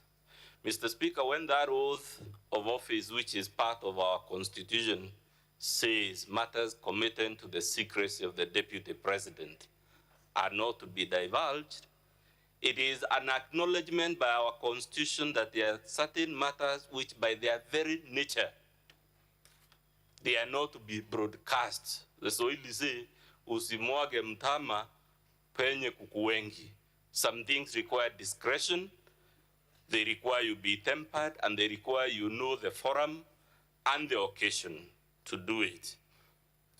And therefore, it is no answer, even if we were to accept, for argument's sake, that all the grievances the Deputy President had are factually correct.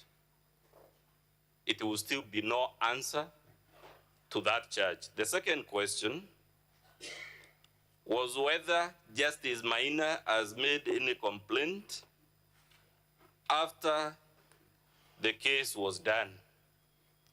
We are not aware of any complaint lodged by the Honorable Lady Justice Maina. But that question, Mr. Speaker, also tells you why this is an impeachable offense. Those who know our constitutional theory say judges hold neither sword nor the purse. The reason our constitution protects judges and puts them in a special place is because unlike politicians and the executive, they have no way and no forum of dealing with harassment from the political branches of government. But if we are wrong in that, Mr. Speaker, again, why I'm very happy with this question, you imagine, let's accept for argument's sake that indeed Justice Maina could have lodged a complaint, because it's possible she would have walked to a police station, met an OCS there, recorded a complaint and a statement. Dr. Mulo has just been here as a junior officer.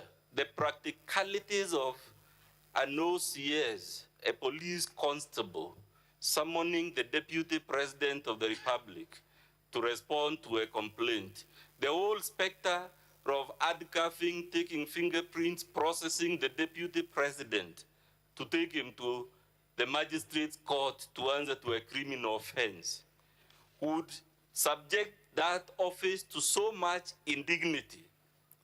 And because the design of our constitution is that people holding certain offices, in fact, the constitutional text is that they should behave in a manner that brings honor and dignity to the office.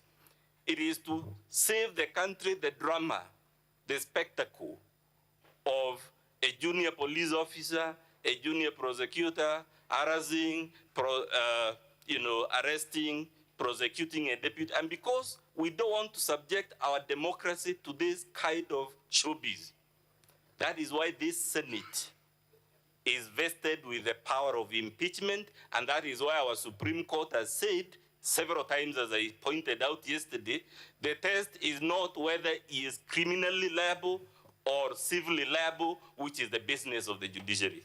I so submit, Mr. Speaker. Now, Counsel for the National Assembly, you may call your third witness.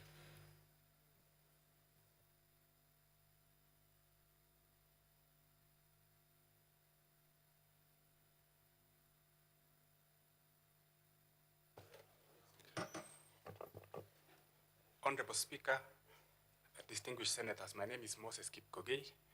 Our next witness is Abdi Mahmoud from the EACC. He is a former witness who was called pursuant to the summons issued by this House at the request of the National Assembly. I request the Sergeant at Arms to call him from room 4.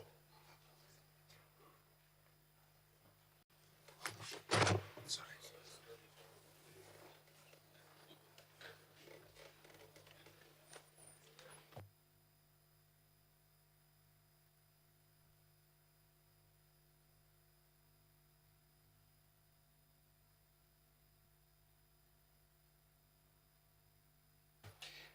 Mr. Speaker, may I just raise a concern?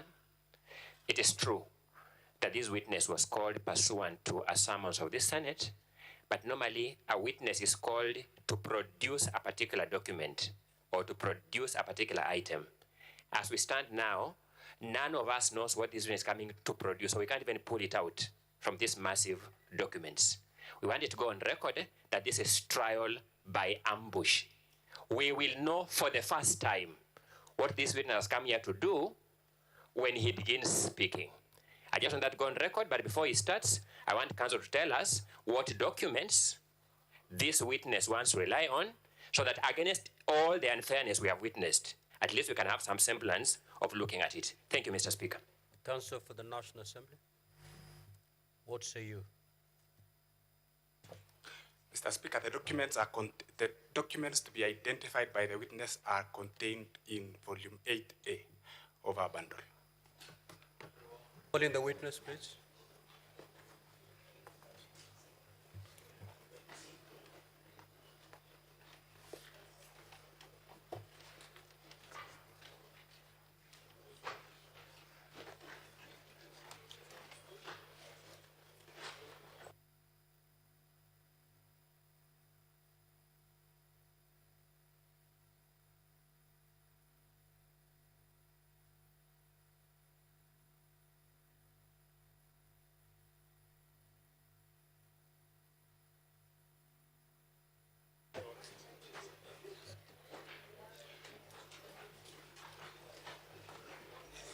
Does it stand here or it stands the other side? Just have the witness on this side. Okay. Where the others took the oath.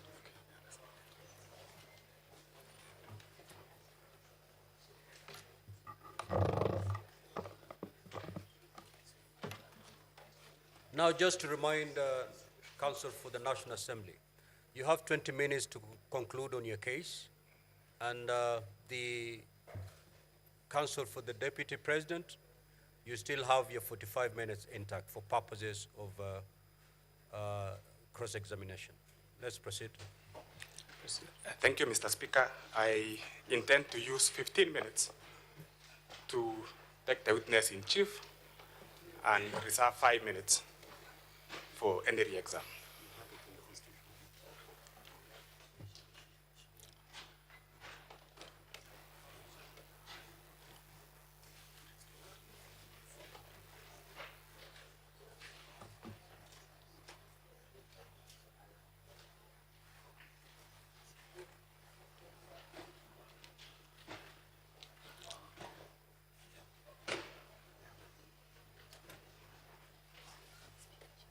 So before the witness takes an oath, Counsel for the Deputy President, you do confirm now that you understand and you know the documents that the witness is going to produce as contained in volume 8A.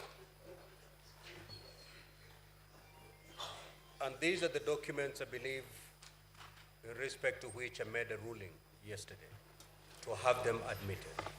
We do, Mheshimiwa Speaker. Thank you so much, Senior Counsel. Yeah, thank you. Thank you. So this is, we cannot, and as a chair, I cannot allow trial by ambush. Proceed.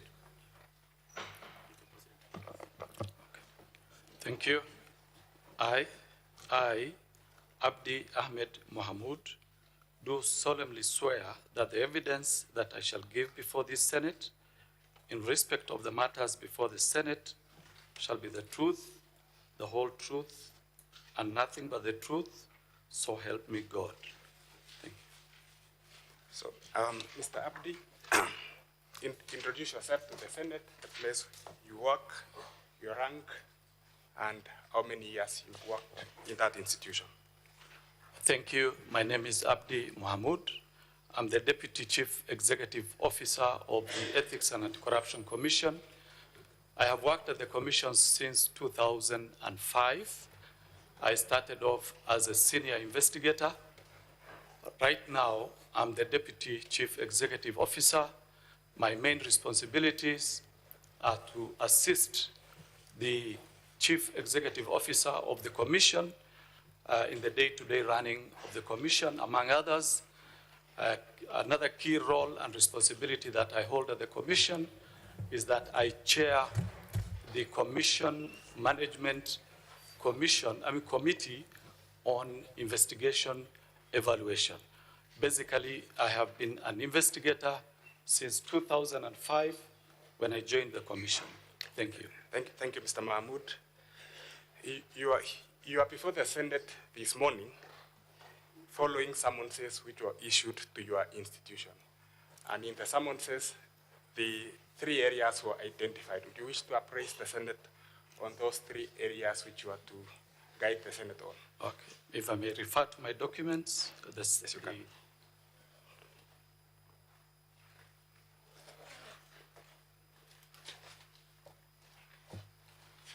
Thank you. So there are three areas that I was requested to comment on. The first one is an investigation that the Commission conducted on a procurement on the supply of long-lasting insecticide nets at the Kenya Medical Supplies Agency, KEMSA. The second issue that I was to comment on is the declaration of gifts and donations received by His Excellency Rigathi Gachagua, the Deputy President, during his tenure of the office to date, pursuant to Section 14(5) of the Leadership and Integrity Act. The third issue that I was to comment on is the declaration of conflict of interest made to the Ethics and Anti-Corruption Commission by His Excellency Rigathi Gachagua, the Deputy President of the Republic of Kenya, to date. So we'll go to the first question, or the first issue, which you are asked to address yourself to. And I wish to refer the witness, Honorable Speaker, to our bundle 8 of our documents.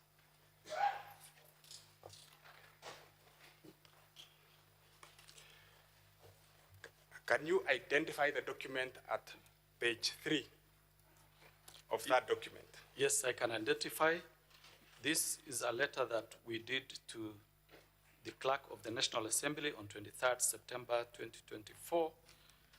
It was responding to a letter that we received from the National Assembly requesting us to furnish the National Assembly with information on the investigation that we conducted on the long-lasting insecticide nets, and to indicate in our responses any outcome or status of the investigation that we did conduct. So your letter in that volume relates to procurement of certain items at KEMSA. Am I correct? You are correct. You've appraised the Senate, the National Assembly in that letter. Would you appraise the Senate on its contents? The content is the procurement of long-lasting insecticides by KEMSA. This was in the year 2023, and the Commission, in its functions, either it conducts investigation on its own motion or at the instigation of other parties. For this particular investigation, we did receive a letter from the CS, who was then in charge of the Ministry of Health, indicating that there were certain irregularities in a procurement of insecticide nets by the KEMSA, and the CS then wanted us to conduct investigation and find out whether certain procurement irregularities did take place. And from that, we actually did carry out investigation, and the outcome of the investigation so far is already reflected in the letter that we have provided. And what was the outcome of the investigations, Mr. Mahmoud? There were serious procurement challenges that affected that particular tender. The major one was change of specifications to suit a company called Shobika Impex Limited, which was having which had a local agent by the name Crystal Kenya Limited that had the sole responsibility, or rather the sole function, to provide certain mosquitoes that had certain chemicals. So basically what the investigation concluded is that there are two types of chemicals that were used on these particular nets. If I may read one of them, one is called Synergist piperolene butoxide, PBO, long-lasting insecticides nets, while the other one is pyrethroid long-lasting long-lasting insecticide nets. So this company had the sole distribution rights on this particular chemical called PPO. And in totality, from the investigation, we realized that the PS at that particular time did write to the CEO of KEMSA, instigating or rather compelling the CEO of KEMSA to change the specifications so that it can fit the chemical that was to be provided by Shobika Impex Limited, whose local agent was Crystal Kenya Limited.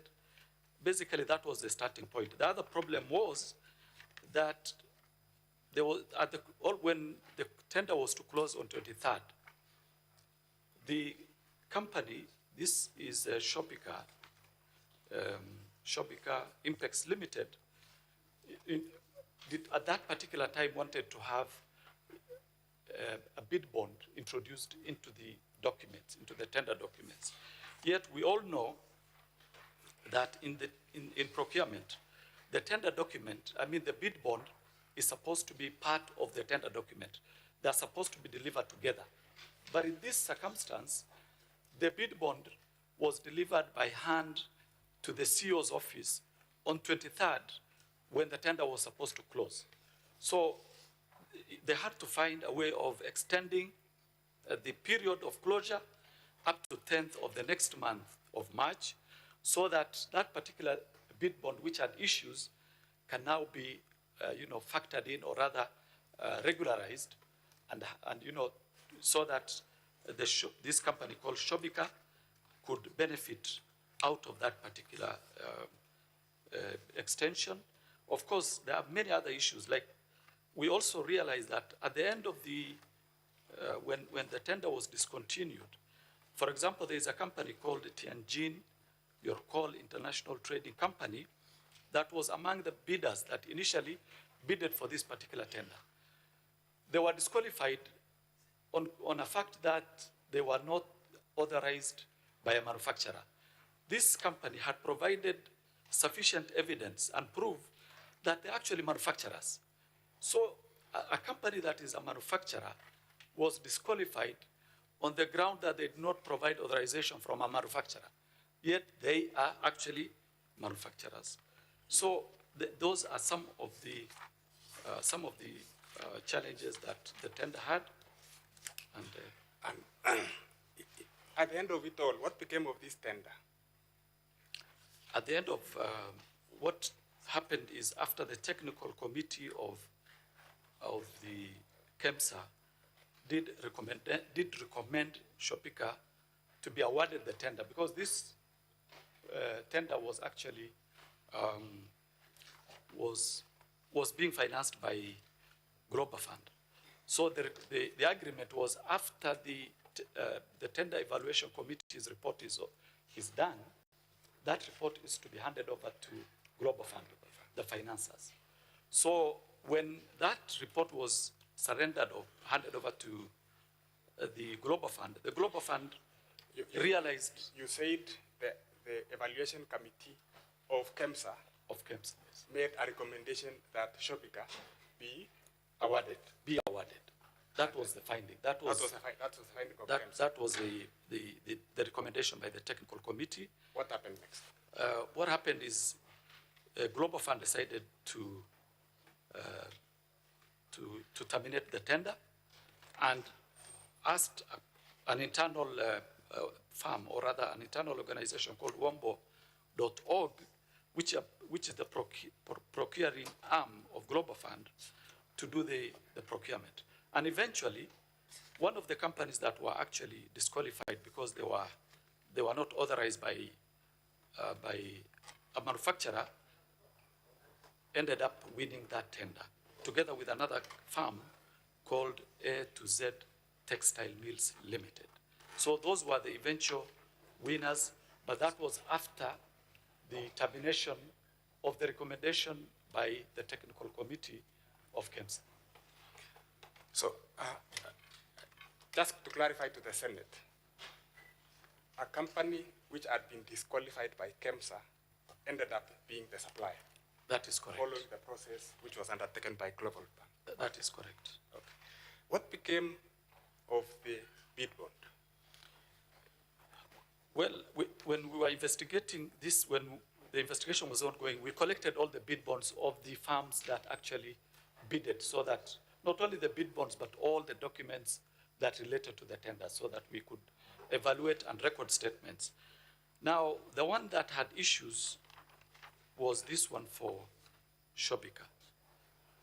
But when the tender was terminated, ordinarily, there would be no need to hold onto tenders, onto documents submitted by the tenderers, and they're usually returned. But for this particular one, because it was a questioned document, the CEO of KEMSA wrote to the EACC requesting for that document to be handed over. And eventually we did hand over the document to him after recommending disciplinary action against all the officers who were involved in the tendering process, starting with the CEO, the technical committee members, the head of procurement entity. For this particular document, we have a certified copy, which we collected in case there would be need to reopen the investigation, because there could have been other offenses that could come out of the investigation. Did you hand over the bid bonds for the other companies which had participated in this? They were returned to KEMSA. They were returned to KEMSA. Let's go to the second issue, which was identified in your invite, and probably we should start with the third one, which relates to conflict of interest by state officers and public officers. You are a long-serving officer of the Ethics and Anti-Corruption Commission. I suppose you are familiar with conflict of interest in terms of the constitutional, statutory, and regulatory procedures. Would you appraise the Senate on that aspect? Okay, thank you. So conflict of interest is actually addressed under Section 16 of the Leadership and Integrity Act, and it clearly states that a state officer or a public officer shall use the best efforts to avoid being in a situation where personal interests conflict or appear to conflict with the state officers or public officers' official duties.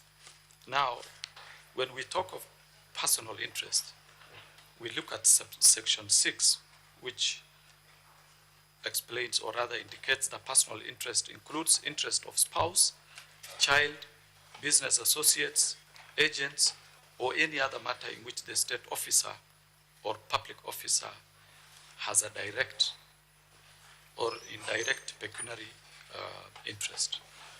Basically, in practice, what happens is we also have the regulation, which is the subsidiary law of that particular act. If we look at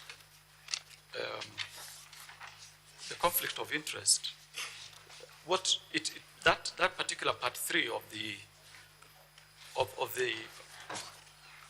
the leadership and integrity regulations clearly specifies how conflict of interest are supposed to be dealt with by public officers. And in summary, how are state officers to deal with questions of conflict?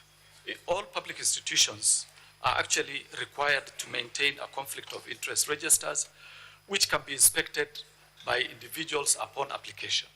That is the starting point. If, for example, a public officer or a state officer feels that he is conflicted, he is supposed to declare the conflict in that particular register. And you know, the commission also has a role in that the commission is actually mandated to enforce and implement the Leadership and Integrity Act together with the regulations. Thank you, Mr. Mahmood. And did you say, did I hear you correctly say, that conflict of interest extends to children, spouses, and business associates. Did I hear you correctly? That is correct. That is subsection 6, section 16.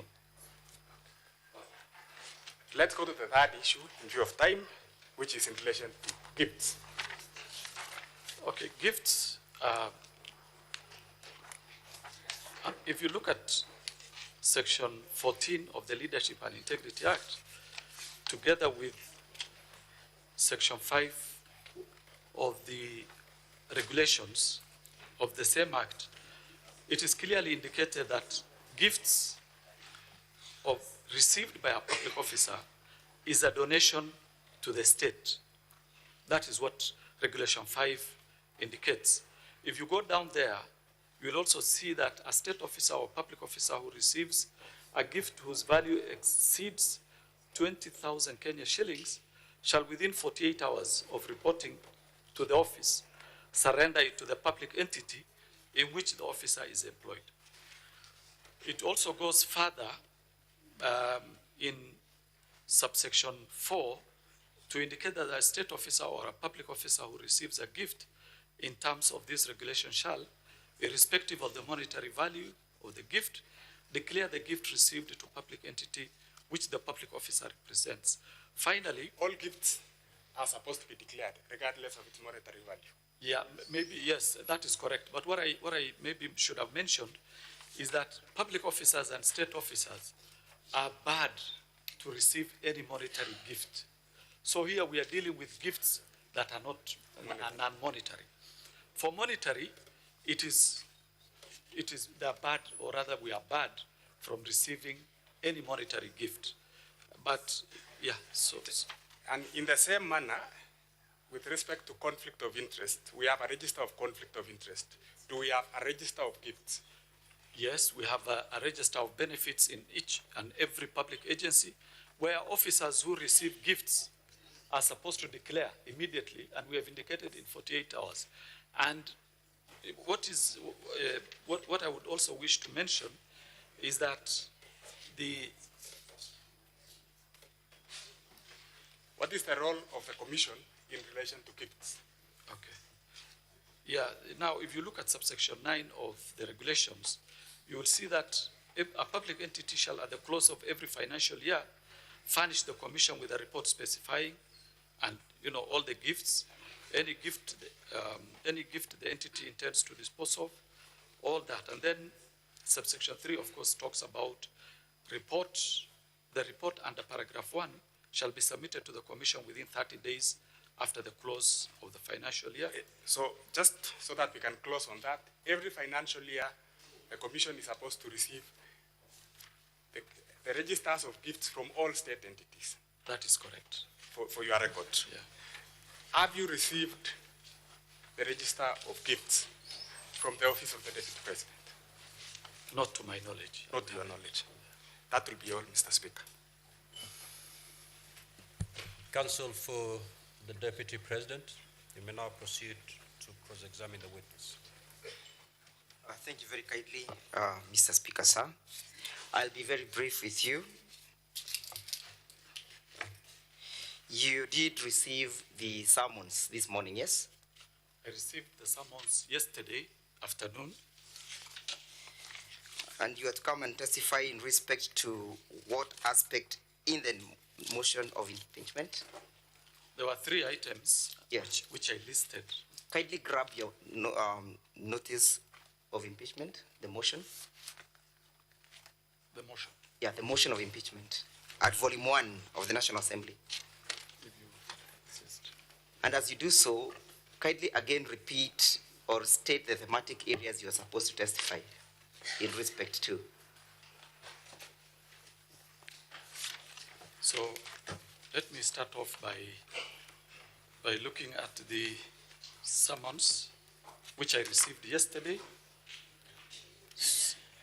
So the first one, the investigation of the Ethics and Anti-Corruption Commission of tender. The number is given there. Thank you. Now let's go to that particular tender. What is the grievance in the notice of motion with respect to that tender? What is the mover of the motion aggrieved with Which In page? respect to the tender you are testifying. Which page? What is the mover of the motion aggrieved with in respect to this tender of KEMSA? It's a simple question. You don't need to refer. But I need to refer to the document, isn't it? So that I See, can read the exact. It's okay, you can be led by your counsel. Yeah. You know the motion better than the witness who's been brought to prison on a particular aspect. You can just take him there so that Let's go to... we save on time.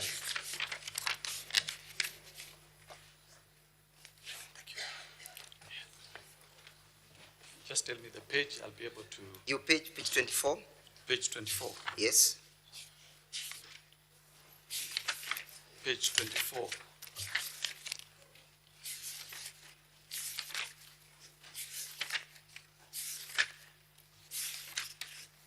You reckon that the mover is aggrieved by indicating that the deputy president bullied him and exerted unnecessary pressure in respect to this tender, correct? As per the document, yes. That is the position, correct? That is what is captured here, but that is not part of my evidence. That is not part of your evidence. Yeah. Does your evidence relate to the notice of motion, to the notice of impeachment before this assembly? It does, but is there a complaint in the notice of impeachment that relates to conflict of interest that you know of? And so what I would really request you, let us deal with my evidence. Yes, don't take me to the evidence. We are dealing with it. Is there a complaint that relates to conflict of interest in the notice of motion? If yes, kindly point it out for the assembly to note. No, I wouldn't know because I haven't gone through the whole. You have not gone through the motion. The whole motion I haven't. Is there a complaint that relates to gifts and how gifts must be dealt with? I want to. Do you know or you do not know, Mr. Witness? I do not know. You do not know. Yes. Now, in respect to this tender, are you aware that this Senate sat and conducted an independent investigation in that respect? I'm not even aware. Are you aware? I'm only aware of the investigation the EACC conducted. Yeah. So in respect to this motion that is before the assembly, what investigation did you conduct that relates to the gift in this assembly?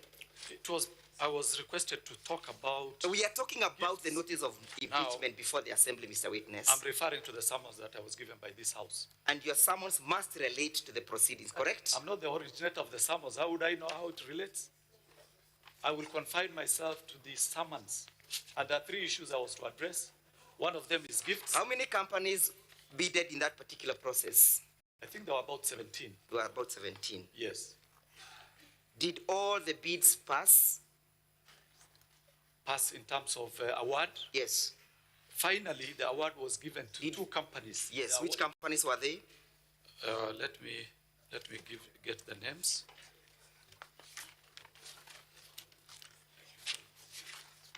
Yeah, the 2 companies that eventually won after the Global Fund conducted their own tender. Yes. One is called Tianjin Yerkol International Trading Company Limited. Mr. Witness. Yes. The other one is A to Z. Do you know what led to the cancellation of the tender? I know. Yes, what led to the cancellation of the tender? It was direct favorism to Shobika. It was direct favorism to Shobika. And you know... Please get hold of the volume 3 of the documents by the Deputy President. Sorry? You get hold of volume 3. Council, you may assist me. Volume 3 of our bundle of documents. And as soon as you get it, you go to page 221.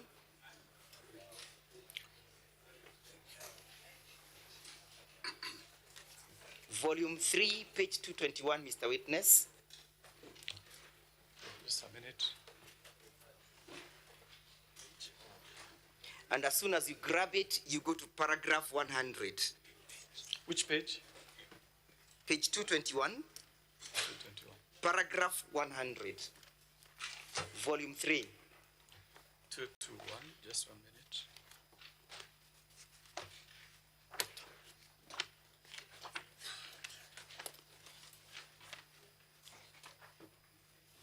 Let me assist you with my bundle because we want to save time.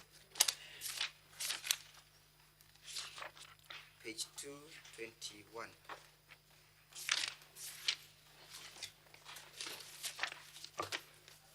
Which Look paragraph? at paragraph 100.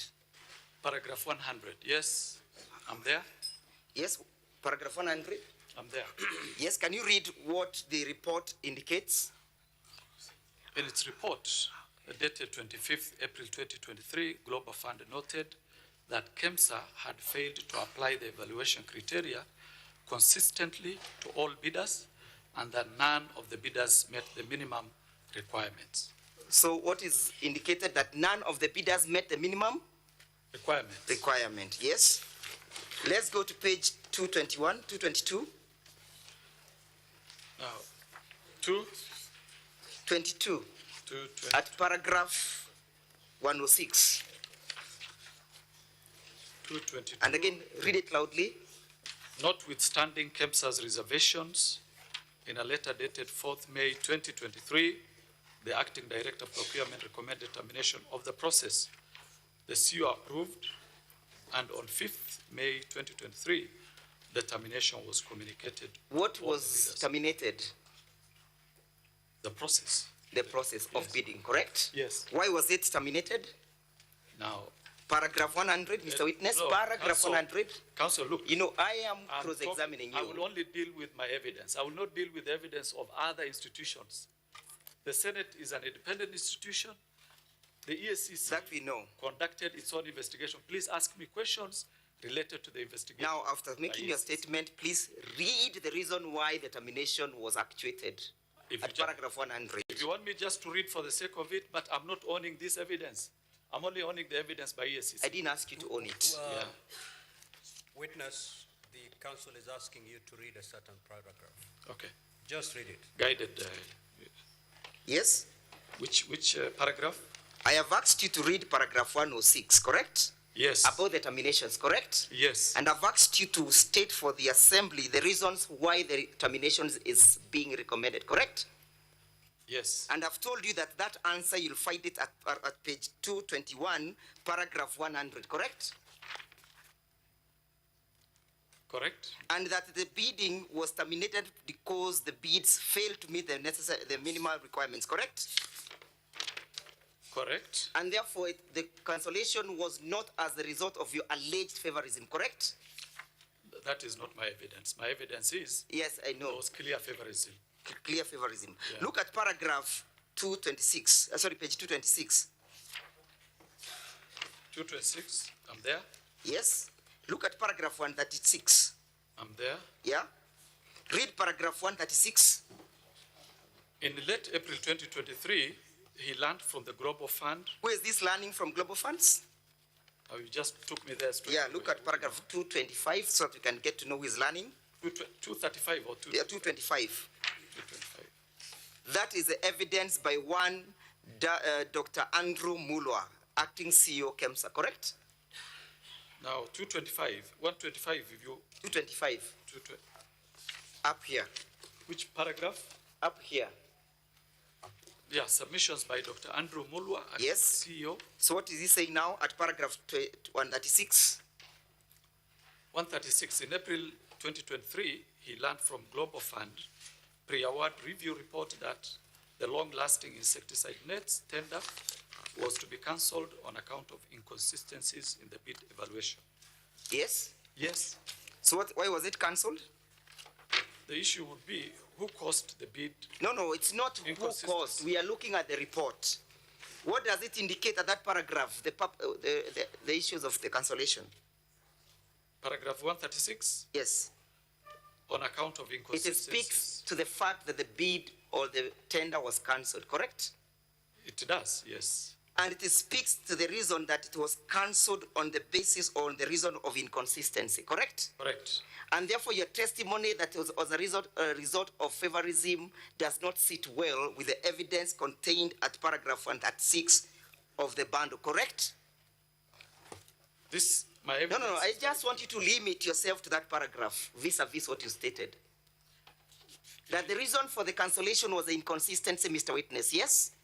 Inconsistencies, yes. But thank you. Let's go on. How is the inconsistency? Let us go to that one. You shall explain in another forum, not here. Yeah. continue. Let's go to paragraph 230, to page 230. Page 230. Yes? Which paragraph? 230. Which paragraph? Paragraph G. G, yes. Yes? Yeah. Can you read it out?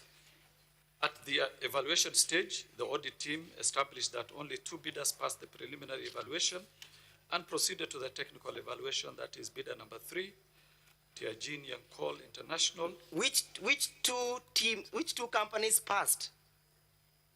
As per this one, Tianjin Young Coal. Yes. International. Yes. Bidder number 7. Yes. Premier Movers Limited, contrary to evaluation committee. Is Shobika part of those bidders? No, it's not. It's not. Yeah. Look at look at page 231 again, paragraph J. 231. Page 231, paragraph J. Paragraph J, yes. Yes, read J. The termination of the tender complied with section 62 of the Act and Global Fund guidelines. So the termination was lawful, correct? And it complied with the Procurement Act, correct or not correct, Mr. Witness?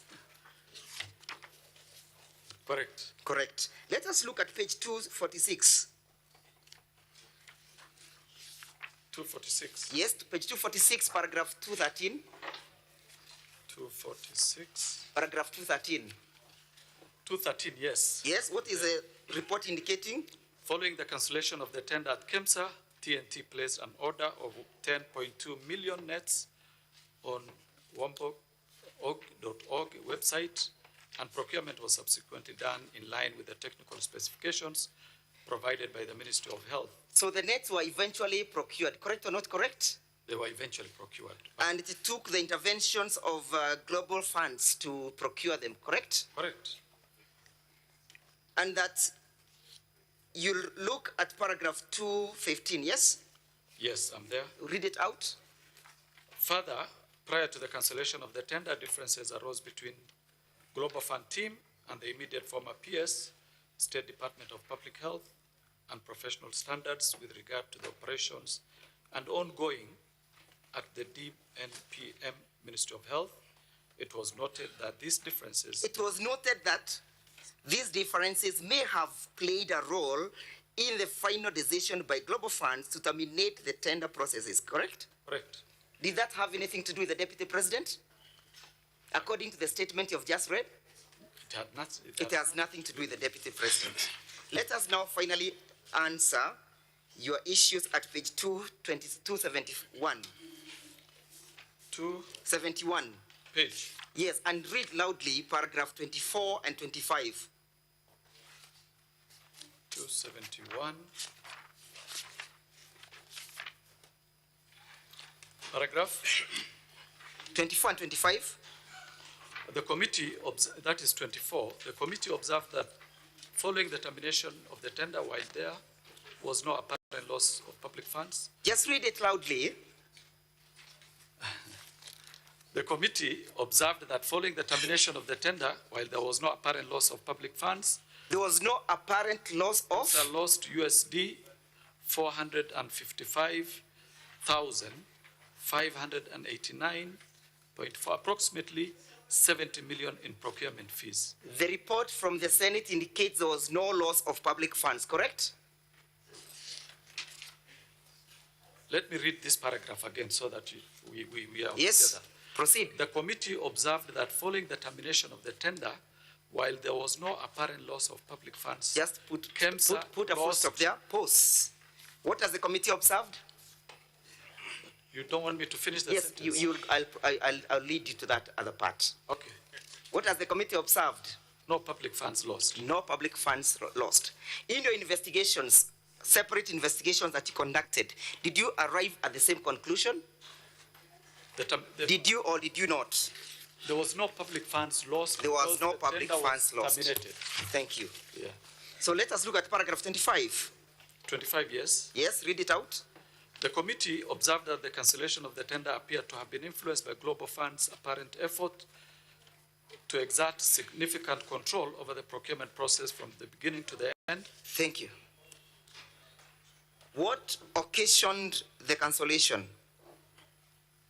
The cancellation of the tender appeared to have been influenced by the Global Fund's apparent effort to exert significant control over the procurement process. Is there any evidence indicating that the Deputy President was involved in that processes? No. Was his companies involved? No. Was his family involved? No. Any evidence that you have before this assembly to that respect? The evidence I have.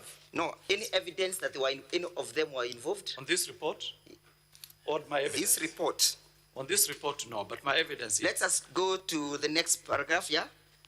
This concluded that Global Funds teams based in Geneva, Switzerland, making multiple trips to Nairobi, Kenya, at least 3 times during the relevant period, raising concerns about the autonomy and the ability of the local government. Just read it out. That is paragraph 25. Yes, the same paragraph. Okay. The committee observed that cancellation of the tender appeared to have been influenced by Global Fund's apparent effort to exert significant control over the procurement process from the beginning to the end. This included Global Fund team based in Geneva, Switzerland, making multiple trips to Nairobi, Kenya, at least 3 times during the relevant period, raising concerns about the autonomy and the ability of the local government agencies. The autonomy of the organization, correct? Let us look at paragraph 222 again. Sorry, page 222. Page 222, Mr. Witness. 222. And while you get there, you look at paragraph 105, 107.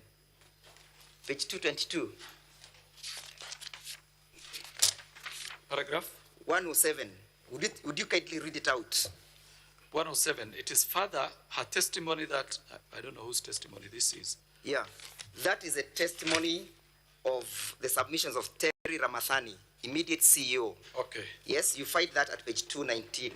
Yeah, but now I'm interested in paragraph 105, 107. It was further her testimony that the authority had struggled to maintain its autonomy. The authority has struggled to maintain its autonomy, yes. Owing to the undue influence. Owing to undue interference. Interference by the Cabinet Secretary. From the Cabinet Secretary for Health, yes, post. Who was the Cabinet Secretary for Health at the time in issue? Oh, we can check that one. Yeah, who was? This regime has only had two Cabinet Secretaries. Let me just confirm from my records here. Because she did a letter to us, so. Council General. The name is Namu. Just hold on, witness. This is Wafula. Hold on, Mr. Abdi. Yes, sir. Council General. Yes, Mr. Speaker. I thought when you're cross-examining a witness, you cross-examine on the evidence they've given. No. Totally abandoned his evidence. Those are not the rule of cross-examination, Mr. Speaker, sir. I respectfully beg to differ. The reason why the witness has difficulties. He doesn't have difficulties in the Speaker. No, he has. No, I am asking him to read. Okay, I will be guided. Proceed, if that's your line of argument, proceed. Thank you for giving the latitude. Who was the Cabinet Secretary at the time the bid was being cancelled? She's Nakumicha. Wafula. Has this Senate found that what occasioned all these cancellations of these tenders was the loss of the autonomy of KEMSA? I would want to confine myself to my evidence. I know. At this time, I wouldn't want to talk about the evidence. Okay, then read that paragraph. Just read for me. Which paragraph? Paragraph 107. And I want to finish up with you. Okay. Paragraph 107. It was further her testimony that the authority had struggled to maintain its autonomy owing to the undue interference from the Cabinet Secretary for Health. For instance, she stated that on 22nd March 2023, she received a note from the CS asking her to assist a certain Mr. Ken Ogola. She received a note from the CS asking the CEO to assist one Ken Ogola, correct? As per this statement, yes. Have you seen any company associated with the Deputy President being accused of these interferences? No. Let's go to your bundle as I finish up, volume 8A. Any evidence from volume 8A that you've brought that links? That links the Deputy President's company to the cancellation of the tender? Yes. Look at your paragraph, look at your letter dated 23rd September. Your letter dated 23rd September, and look at the recommendations. Yes. What are you recommending? We are recommending for admin action against the KEMSA officials and the Ministry of Health officials. There is a pending issue. It's okay. I want you to limit yourself to what I am asking in that respect. Yes. You are recommending administrative action to KEMSA officials. Yes. Correct? Correct. But the file is in that particular paragraph, any recommendation for the prosecution of the company in issue? In that particular paragraph? The file is still open. It's okay. As per these recommendations, you brought the documents here. We are dealing with what you have brought, not what you have in the office. Yes. Any recommendation in respect of that company? No. Thank you. Let us go to a letter dated 21st August. Correct? Of my bundle? By who? The EACC bundles, the one that you're just looking at. Okay. Don't leave volume 8A.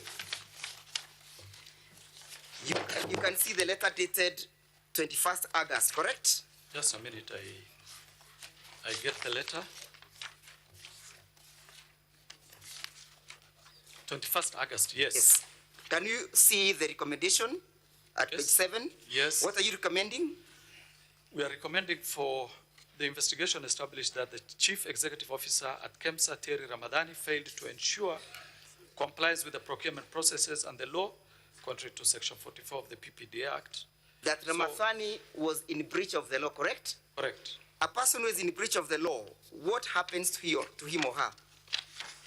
There are many ways of dealing with that. We can charge. The law sanctions that act, correct? Exactly. Do you know what sanction was given to Terry?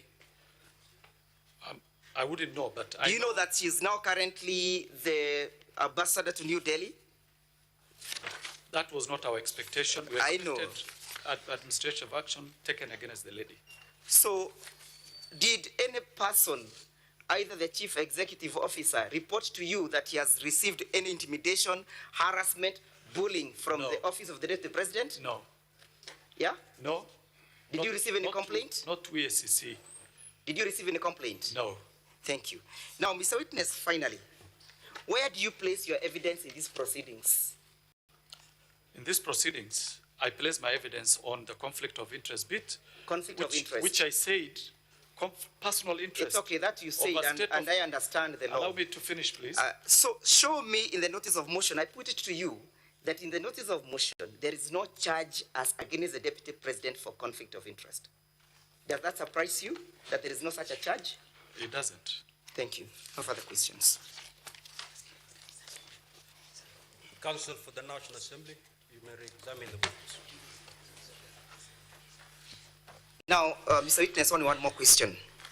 Between your statement that you have made and the Senate's report, which one do you want us to rely on? Which one? There are only two options. It's either your report or the report by the Senate. Don't give me an explanation. I can stand by my report. So we disregard the report by the Senate, correct? I didn't tell you that. I didn't say that. We disregard the report by the Senate. Is that the contempt that you have for this House? I can only stand by my evidence, which I can prove in any forum. Has that report by the Senate indicated any investigations on the ground of favorism, conflict of interest, and gifts? No, I haven't gone through the report, so I wouldn't want to comment. Thank you. Are you done? Yes, Mr. Speaker, sir, but you're addressing me. Are you done? Yes, I am done. Take your seat. I'm also obliged.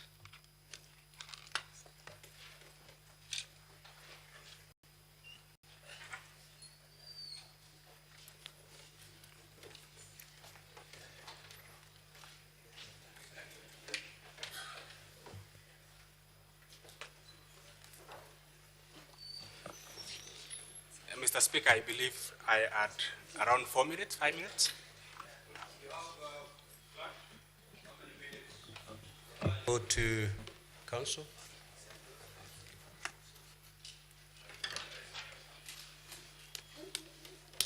Now, I'm afraid, counsel, your time is up. However, you have 2 hours to cross-examine the Deputy President. That's where you can borrow from. Mr. Speaker, I wish to borrow 10 minutes in respect of this witness. Laura, proceed.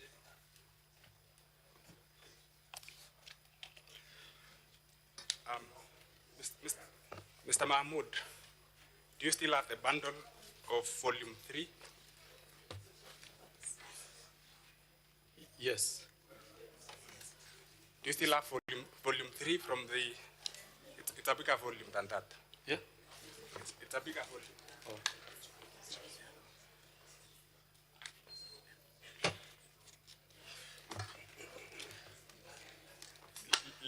Let me take you to page 236 of that report.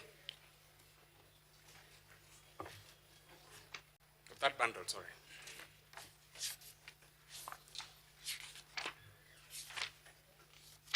$236. 236. Yes, I'm there. You're there? Yes. Go to paragraph 188 and inform the Senate. I'm there. What the Senate stated in that report, in that paragraph. So 188, at the financial evaluation, the evaluation committee, the following bidders, the evaluation committee, I think there's a word missing, the following bidders for award. Item 001, that is mosquito nets treated, rectangular polythene. Number 1 is Shobika Impex Private Limited. Piece. So bidder number 2, Shobika Impex Private Limited, was recommended for award at a price of USD 9 million. Correct.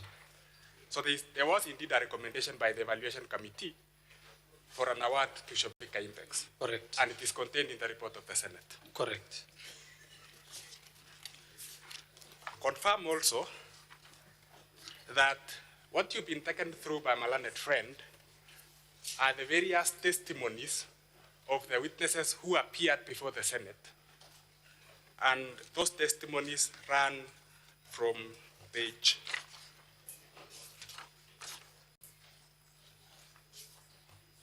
202 all the way to page 265. Is that correct? 202, yes. That's correct. So what council has done is to give you the various contestations by the witnesses who came before the Senate. Is that correct? Correct. What is important is the recommendations and the observations of the Senate, which is contained in pages 266 to 274. Correct. Is that correct? Correct. And allow me to just highlight 3 of the observations which were taken out by the Senate. Look at page 267.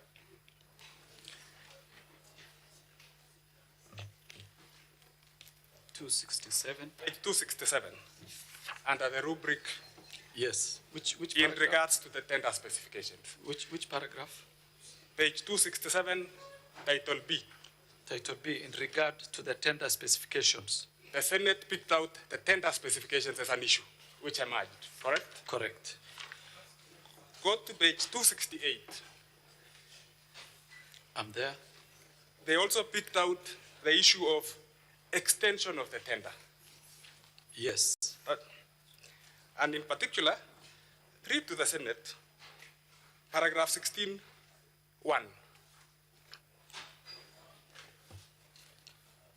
Paragraph 16(1). The sequence of events leading to the extension appeared solicited and mischievous as evidenced by the following. The Senate is saying that the extension appeared solicited and mischievous, and they then go ahead to give reasons. Yes. 6 reasons, actually. Sure. Hyphenated. And then they also pick out under D the manner in which KEMSA evaluated the tender. Is that correct? Correct. So this report of the Senate rhymes with your observations in all material respects. Is that not so? Correct. At paragraph E, the Senate then discusses the process which led to cancellation. It's titled cancellation of the tender. Is that correct? Correct. And they say that though there was no loss of funds, KEMSA lost 70 million shillings. Yes. in procurement fees. Yeah, paragraph 24. Yes. So in no material respect, this report rhymes with the report of the ESCC. That is correct. And there is no reason for you to disown it.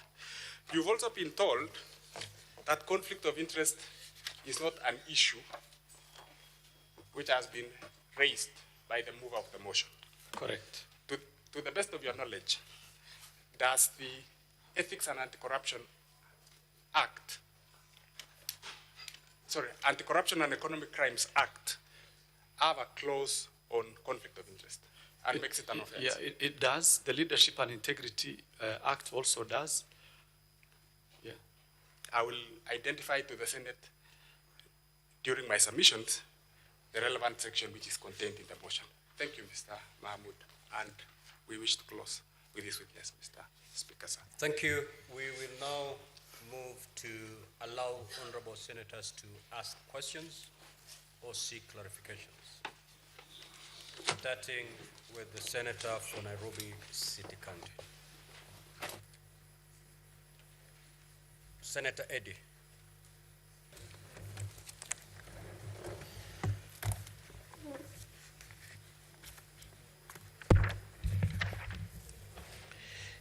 Mr. Speaker, I've got two quick clarification questions, one from the witness and then one from the counsel who cross-examined the witness.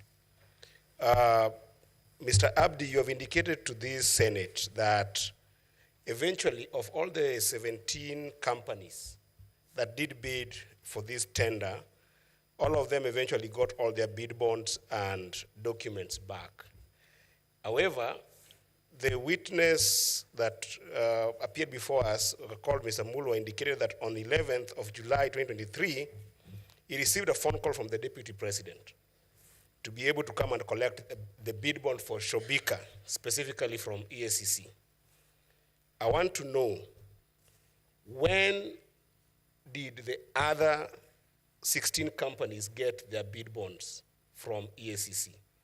Did they get it at the same date that the former witness indicated that he waited for 5 hours from EACC, or did they get them from EACC at a variable date? Then lastly, Mr. Speaker, the counsel for the Deputy President has heavily relied on the Senate report. And if you look at page 218 all the way to page 230, it is submissions to Senate by different individuals. Counsel, do submissions itemized by individuals who appeared before Senate in your best understanding amount to Senate's finding and resolutions in your best understanding? And what do you make of page 275 of Senate recommendations and not findings? Because you did indicate to this House that those were Senate findings.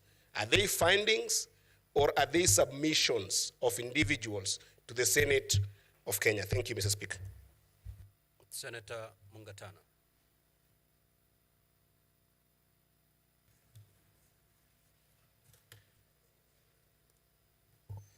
Asante sana Bwana Spika. Swali langu kwa mshahidi. Umeelezea bunge la Senate ya kwamba wafanyikazi wa serikali hawakubaliwi kuchukua pesa kama zawadi. Lakini wafanyikazi wa serikali wanakubaliwa kuchukua zawadi aina ingine. Na tena ukasema katika EACC kuna orodha ambayo mnaorodhesha kila kitu ambacho kinachukuliwa na mfanyikazi yoyote wa serikali. Tunajua kwamba makamu wa rais amekuwa mbele ya Kenya nzima akasema amepata ng'ombe kutoka kwa marafiki zake wa bonde la Ufa kama zawadi. Mimi nataka kukuuliza na uelezee hii bunge yetu ya Senate. Je, uko na orodha ya yote ya hizo ng'ombe za maziwa ambazo zilipatikana, ambazo anasema aliziorodhesha? Hiyo ndio swali yangu kwako. Asante. Senator Chesang Alan.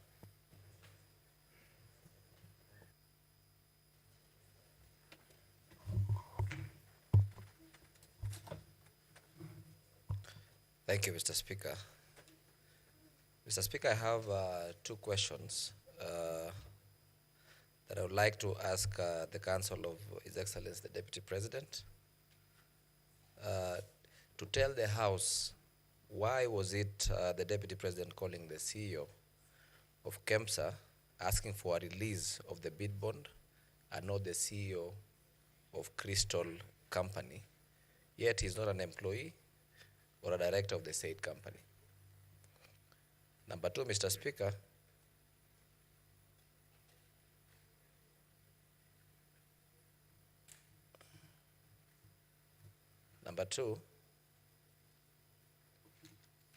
I equally want to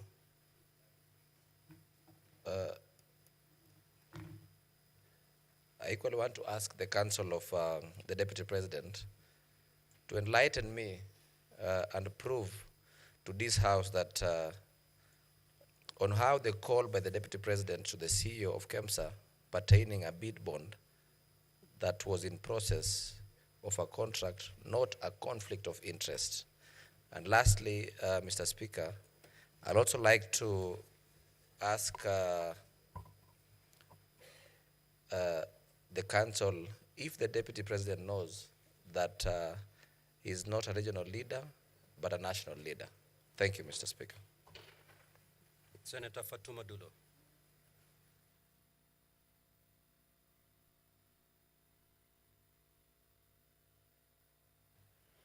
Thank you, Mr. Speaker. My question is to the DP's Council. Now, I saw you trying to cross-examine the witness before us on a report of the Senate, which I believe he has not interacted with. And again, the motion that was before the House and also the National Assembly. What are you trying to drive out of that? I thank you. Senator Joyce Korir.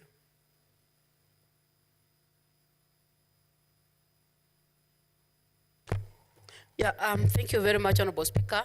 My question is, I wanted to know what informed the extension of time, the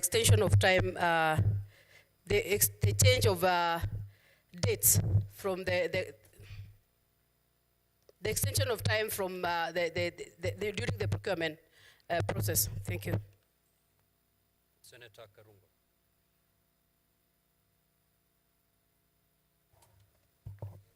Thank you very much, Mr. Speaker. My question to Mr. Abdi.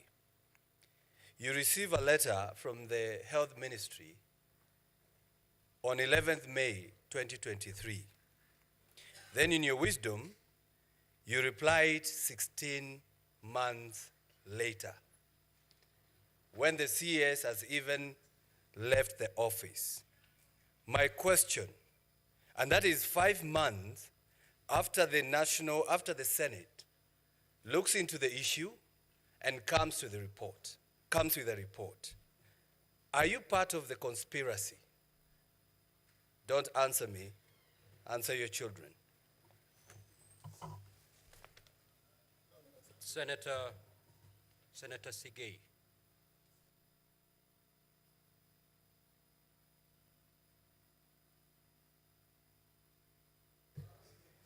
Honorable Speaker, the question I intended to ask has already been asked by my colleague, Senator Mokatana, so I do not need to waste the time.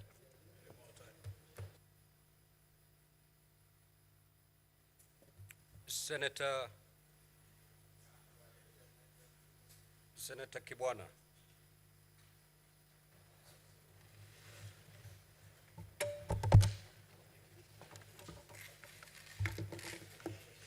And honorable senators, when you're given an opportunity to seek clarification or ask a question, it is not a moment to get a TikTok clip.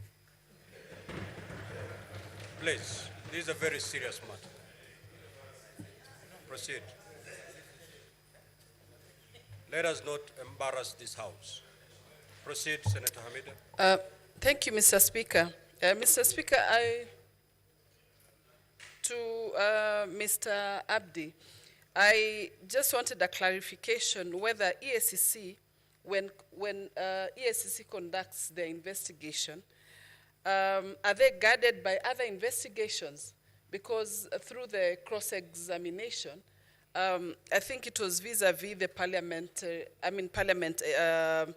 investigation. So I think these are two different investigations. So I wanted that clarification, whether you are guided by Parliament, because the Parliament are not experts. That's why we always bring in or loop in EACC to assist us with the investigation. Number two, would you call it a bribe if a gift is not declared, or gifts in a public office? Would you call it a bribe? Just the last one to the council. How do you cross-examine what someone came and said, but not exactly specific findings of the Senate? Because I found it a bit contradicting. Because the resolutions of the Senate is based on committees' observation and recommendations, but not investigations. Thank you. Senator Kathuri.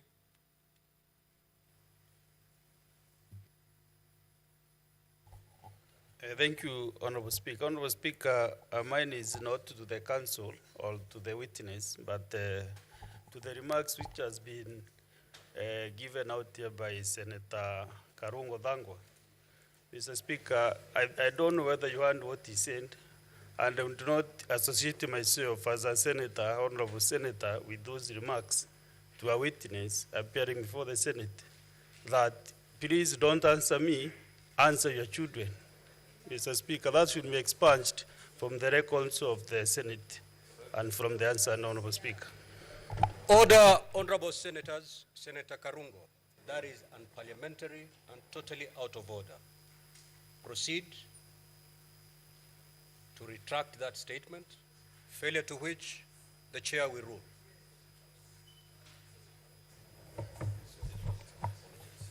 Mr. Speaker, as I withdraw, this session is viewed by everybody. At home, our children too. Mr. Senator Speaker. Karungo, I never give you an opportunity to make a speech. Retract or you allow me to make a ruling. Okay, Mr. Speaker, I retract. Take your seat. I withdraw, and please answer me. Take your seat, Senator Karungo, please. Senator Keroche Tabitha.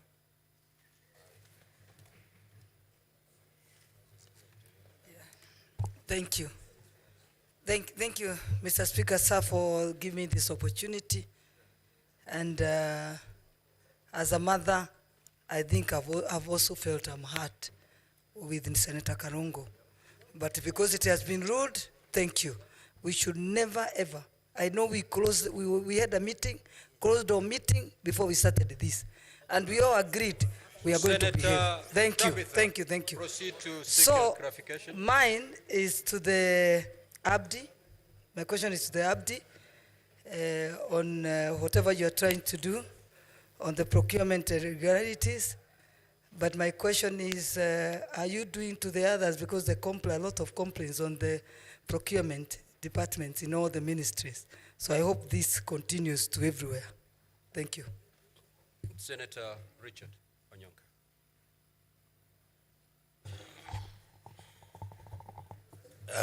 Thank you, Mr. Speaker.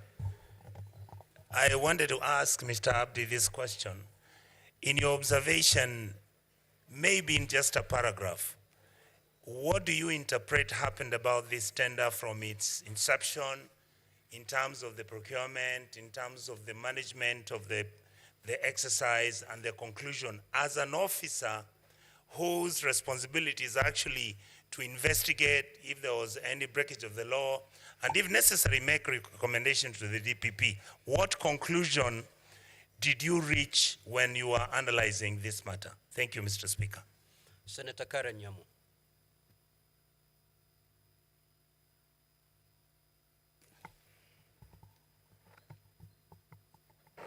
Thank you, Mr. Speaker. Dr. Mulwa, before this House, implicated the Deputy President in a scandal of the 3.7 billion KEMSA deal. In your own investigation, can you corroborate what Dr. Mulwa has claimed before this House? Thank you.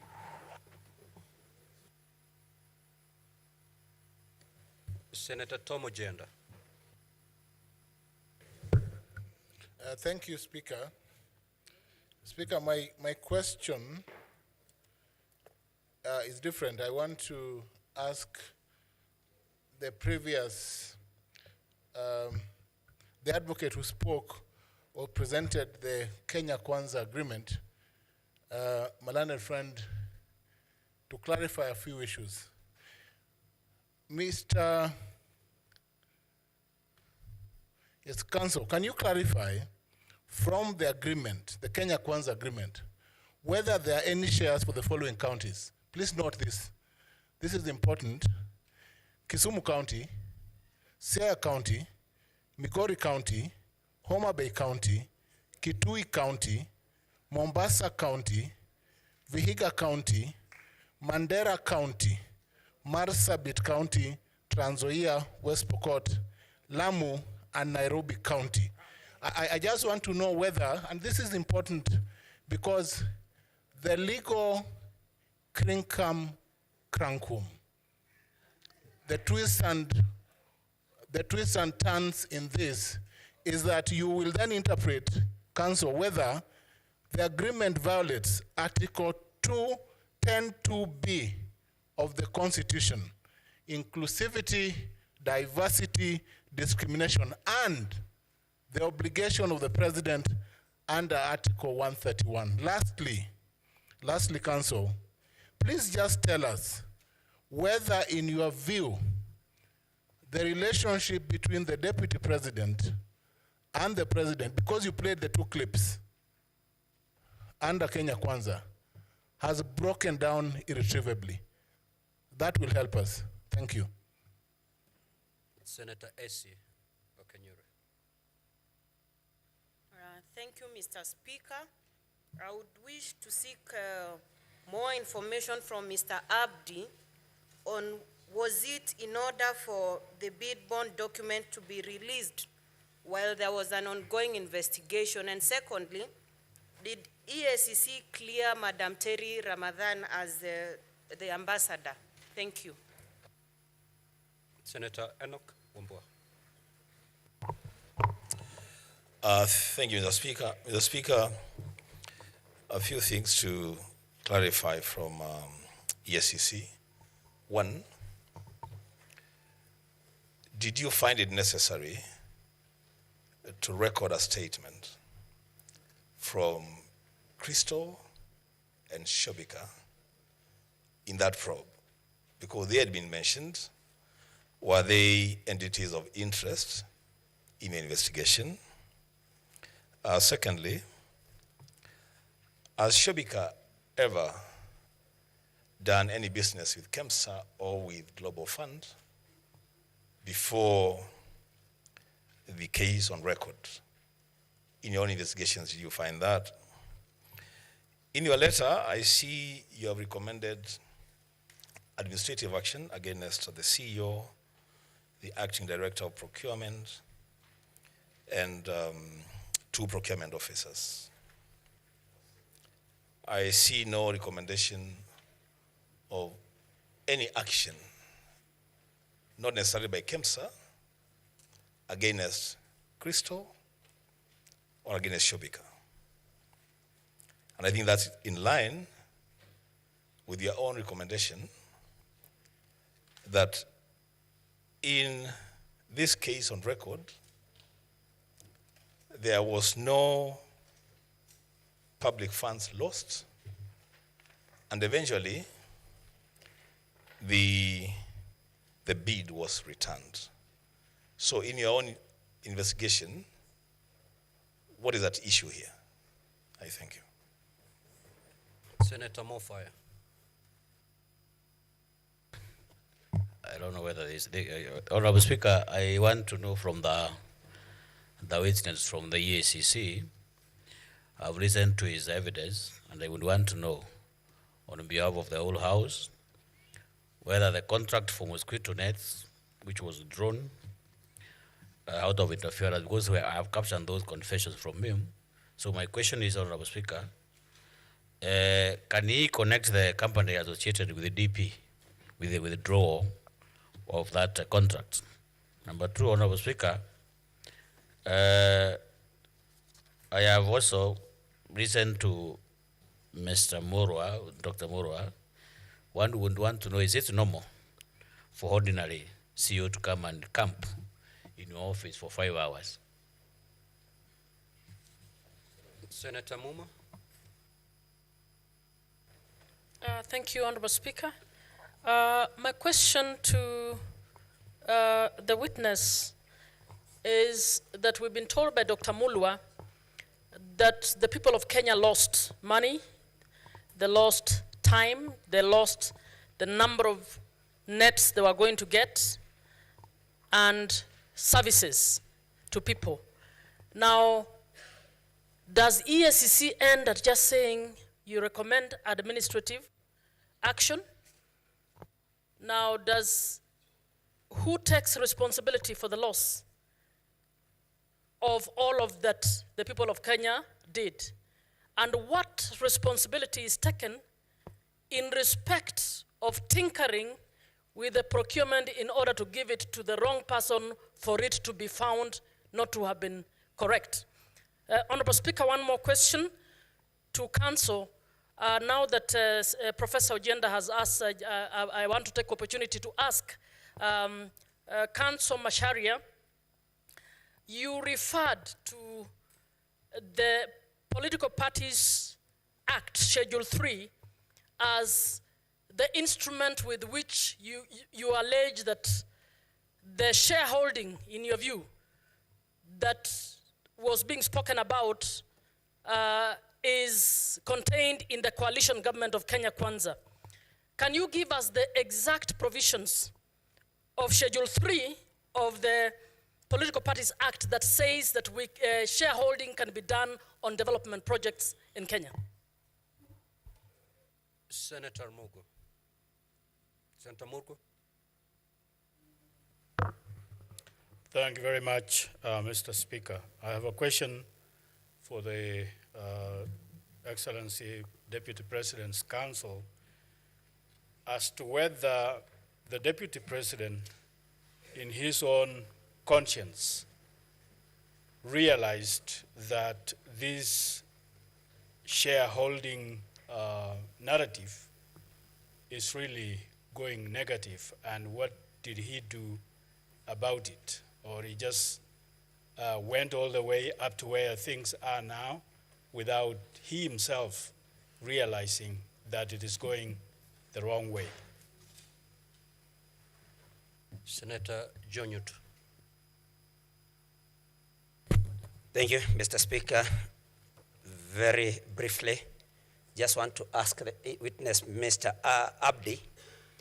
He has stated that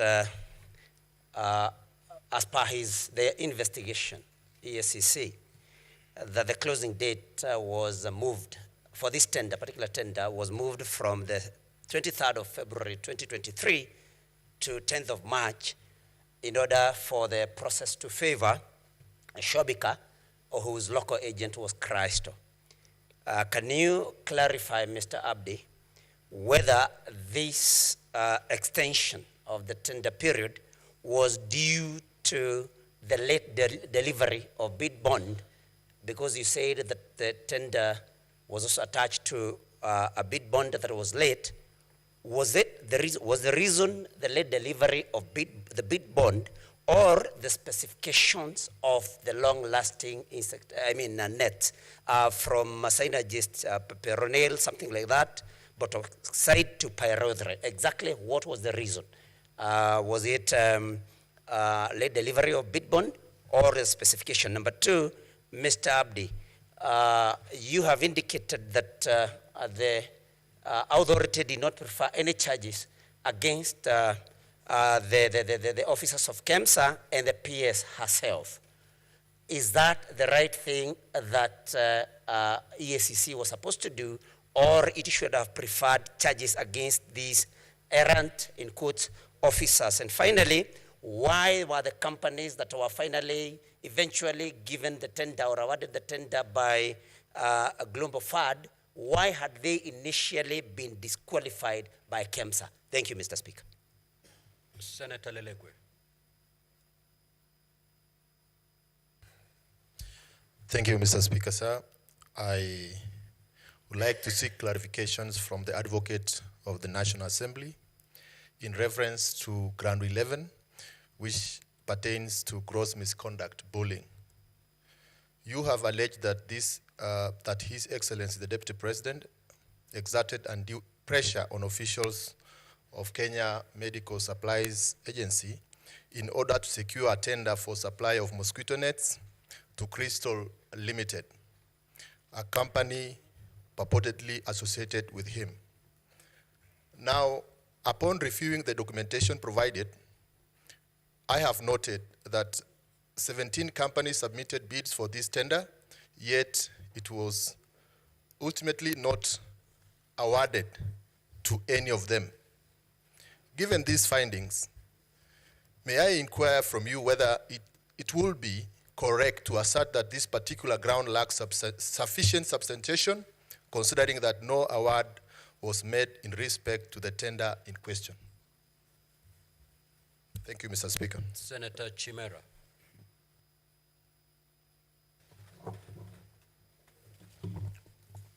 Thank you, Mr. Speaker. Three quick issues to the witness. I wish to refer the witness to page 17 of his own document. And I know he is a very serious investigator, Speaker, but the document on page 17, dated 16th July 2014, as tabled here, is so naked and so casual, and it's purportedly coming from the Pest Control and Products Board. There is no letterhead as to confirm the authenticity of this document, Speaker. I don't know how the witness intends to allow the Senate to authenticate this document. Secondly, Mr. Speaker, is on his allegation on the conflict of interest on the part of the DP insofar as this tender is concerned. Is it your contention that the mere fact Crystal Kenya Limited is the local agent of one of the bidders in this tender, then that will suffice to be conflict of interest enough on the part of the DP, because the owner of that company assigns to the DP?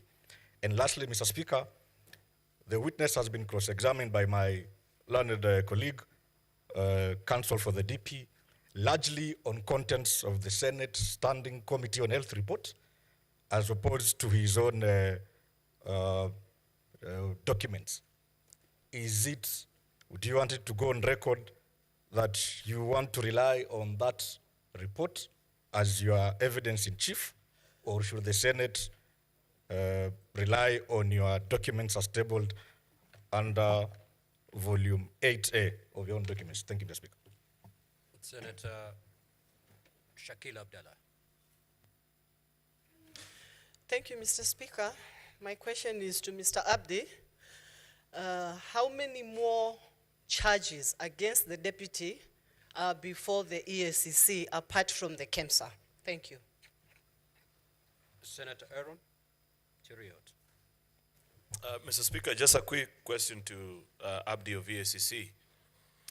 This issue of the bid bond, Mr. Speaker, listening to the former acting CEO, there's something curious about it which I want Abdi to either confirm or help us understand. That there was something peculiar. You know, Mr. Speaker, when you hear about pagination, if you know anything about tenders, you know for a fact that if there's an issue on pagination, either it is not just an issue of forgetting to page or number the pages, Mr. Speaker, but that document may either have been added later on after the tendering process was concluded, or, Mr. Speaker, it was defective. What was the real issue, according to their investigation, with regards to the bid bond that was submitted by this specific company? Secondly, Mr. Speaker, what in his assessment will he say is a reading of the donor community when you have such important programs interfered with as such that the donor communities themselves end up cancelling such important programs. And what are they recommending? Finally, Mr. Speaker, is to Advocate Ndegwa Njiru. He asked the witness earlier which of the report would he, that this House believes, that of the Senate or of the EACC. I'd wish to pose the same question to him. I thank you. Senator Murango. Asante sana mstahiki Spika. Swali langu litaenda kwa Bwana Abdi. Kwa sababu anayehukumiwa hapa ni naibu wa rais, tungetaka kujua kwamba kwa sababu mlifanya uchunguzi, ni kesi ngapi ama kuna kesi yote ambayo EACC imepeleka mahakamani ili naibu wa rais aweze kuhukumiwa? Jambo la pili,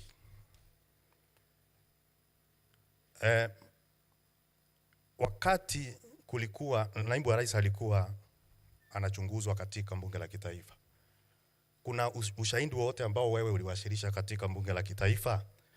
Na kama hukuwasilisha, kwa nini umeamua kuwasilisha tu nyumba la seneti na sio bunge la kitaifa? Na ya mwisho, katika zabuni ambayo ilikuwa ni ya viandarua vya mbu ambayo naibu wa rais anasemekana alihusika nayo, tungetaka tujue ya kwamba kwa sababu ile zabuni ilikuwa imeghairiwa na KEMSA, na kwa hivyo dhamana ya zabuni ambayo ni bid bond kwa kimombo ilikuwa inafaa kurudishwa, tungetaka tujue kama hiyo dhamana ya zabuni ilirudishwa ama iliitishwa, ingekuwa inasaidia naibu wa rais na nini, ama kungekuwa na manufaa gani ya kurudisha dhamana ya zabuni kama ulivyorudisha zingine 17? Hiyo ndio tungetaka kujua. Asante sana Mr. Speaker. Senator Mogene.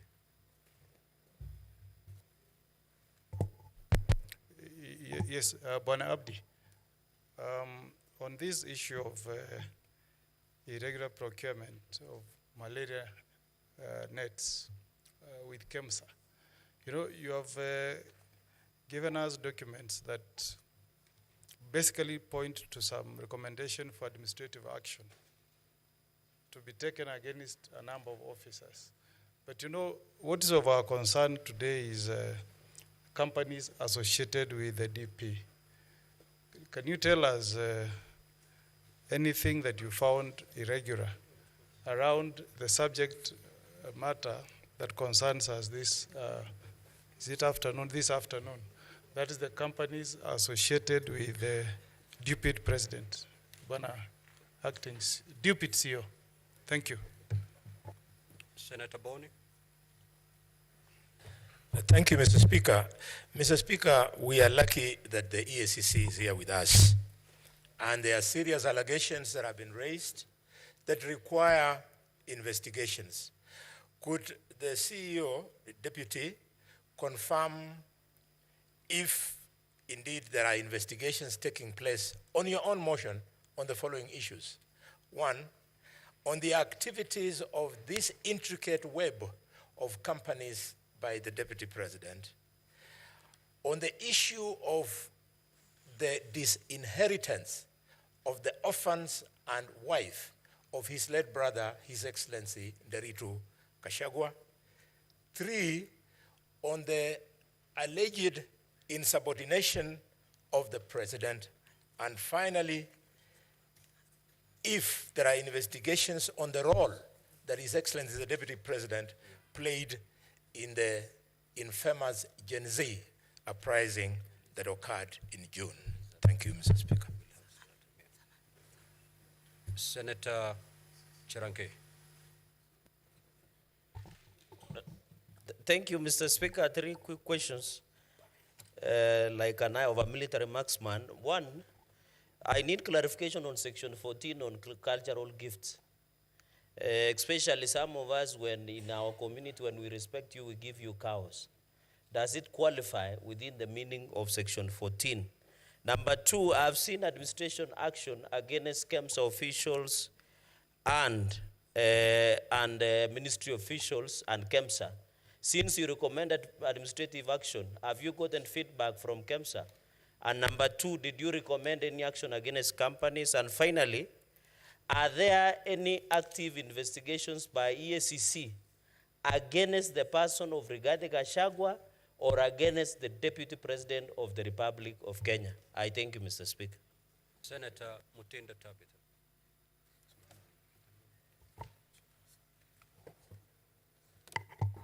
Thank you, Mr. Speaker.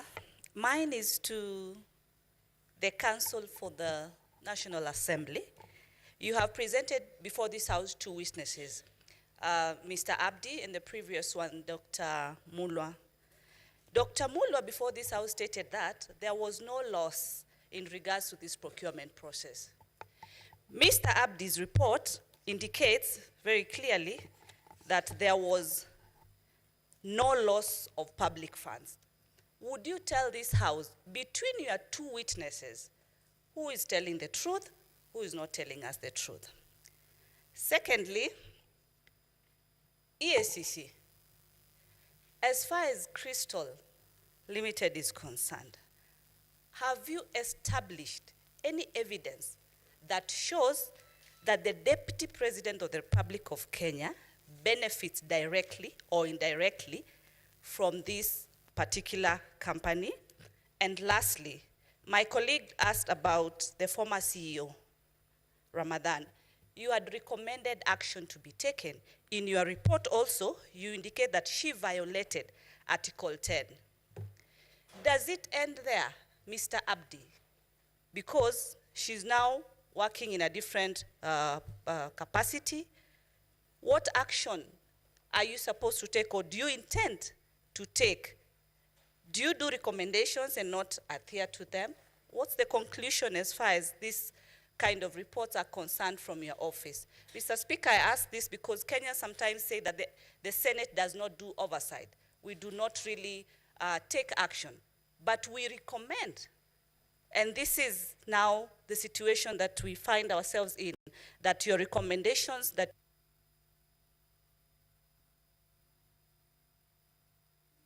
Senator Montet Batuli. Thank you, Mr. Speaker. I would wish to ask the CEO, what did the EAC, what is EAC planning to, is EAC planning to press charges on any of these companies that you say that you've investigated and found that they had interfered either through their agents with this particular tender? And if not, are you planning to do it, and when are you planning to do it?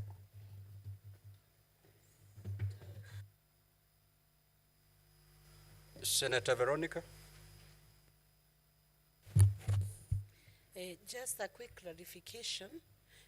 Can you confirm or clarify whether these investigations have been closed by EACC in respect of this procurement at KEMSA, and whether there are any further persons of interest whom you have sanctioned or issued any notices of prosecution or anything of that sort beyond the letters that are attached to the affidavit? And in the course of your investigation, did you bother to find out what was the content of the phone calls that the acting CEO of KEMSA said was used to intimidate or cause pressure to him? Did you investigate the contents of that phone call? Witness, you may now proceed to respond.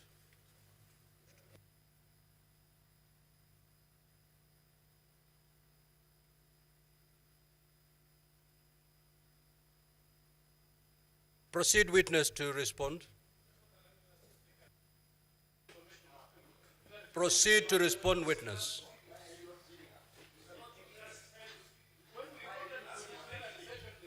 Order, honorable senators. If you have noticed,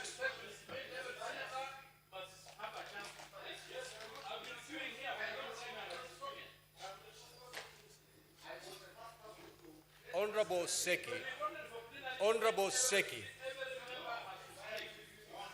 Honorable Seki, this hearing will terminate beyond midnight today. Let the witness respond to the queries that have been sought. Thereafter, we'll go for another round. Is there any problem? Honorable Seki, you're out of order. You're out of order. And I'm asking you to leave the chamber immediately. You cannot. You cannot direct the chair on what to do. Honorable Seki, unless you apologize, I'm going to throw you out of the chamber. You cannot say the chair is biased. If you've noticed, we've been going on lots. One lot, the witness answers, then I go for another lot. Honorable Seki, unless you apologize, I rule you out of order, and I'm going to throw you out. Proceed. You either apologize or I throw you out. Honorable Seki, you apologize or I throw you out. You know, you as a speaker, I have come to your desk. I have a representation of Kajiado people. I have a right to speak in this assembly. Just you should like not another senator. seems to be biased.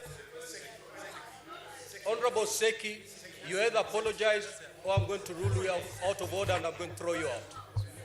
You know, I've never stood on this. Just apologize.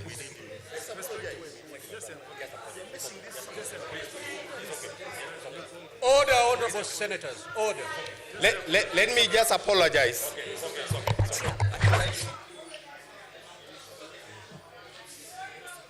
Of course, but that's how.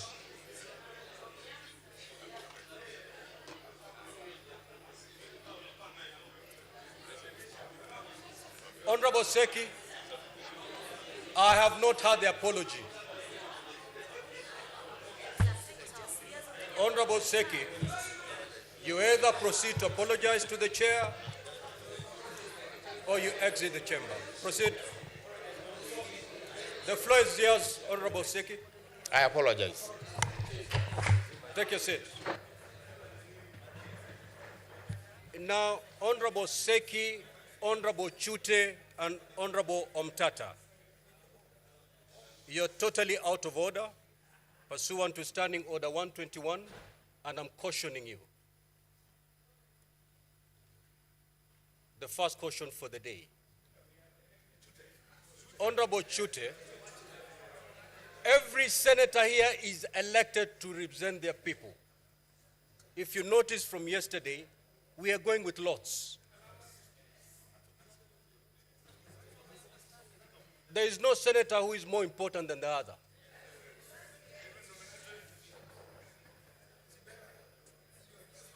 Proceed, witness.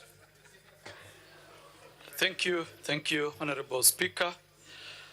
I may not have captured the exact names of the Honorable Senators, but I will deal with the questions as they were asked. So the first question was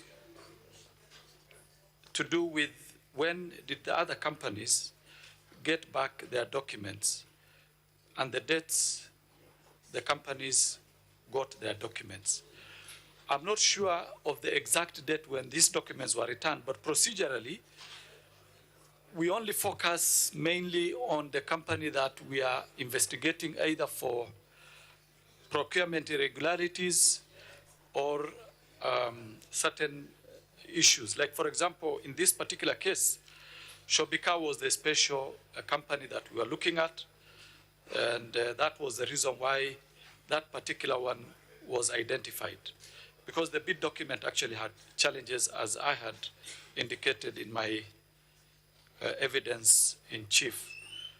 Then we come to Honorable Mungatana, issues of gifts and the cows. Now, as I had indicated, gifts that are of value of more than 20,000 shillings are supposed to be handed in and declared by all public officers, including state officers.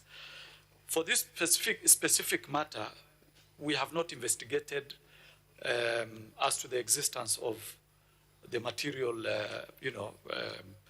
cows that are in this particular issue. But if indeed cows have been donated to any public officer, those donations are supposed to be donated to the state. And the officer within 48 hours is supposed to hand over that donation to the institution that employs him. So that is my take on that. Then we had the issue of extension of time for the bid bond. Now, as I had indicated previously, the closing date for this particular tender was supposed to be on 23rd February. Bid bonds are supposed to be attached, or they're supposed to be part of the bid document, the tender document. In this particular case, the bid bond was hand-delivered to the CEO in her office when the tender documents were already inserted in the respective tender boxes.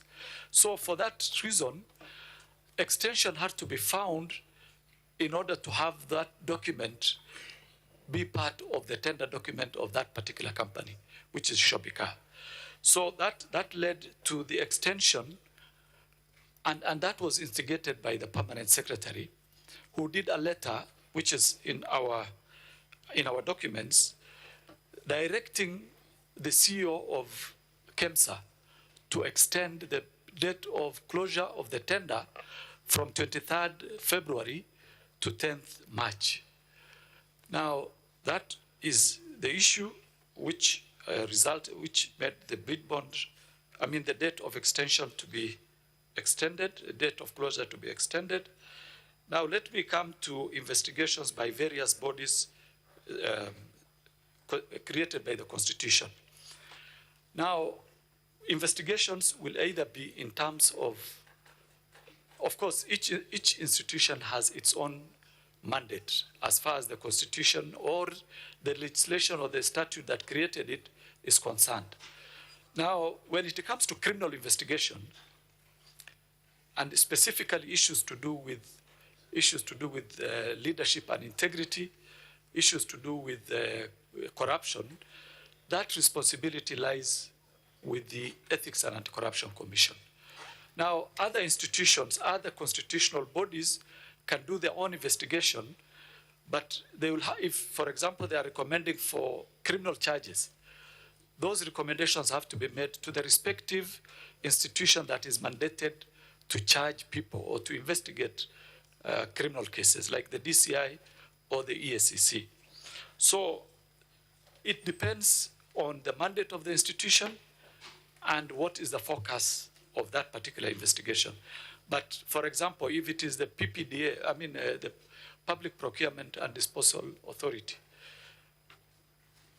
they do not have powers to charge people in court, or rather to recommend to the DPP to have people charged in court. What do?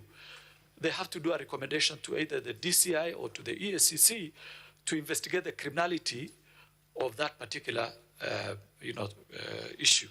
So I just want to indicate that it depends on the institution and the mandate of that institution.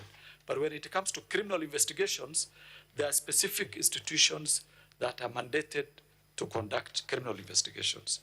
Issues to do with the declaration of gifts, I think that one I addressed in my earlier submission, that gifts that are more than 20,000 are declarable, and they have to be entered in the registers. And after the end of every financial year, the institution has to actually declare to the ESCC of the existence of that gift. Now, the issue of what was our finding or our conclusion when you look at the whole matter and our perception, or rather, what would be our conclusion that we reached.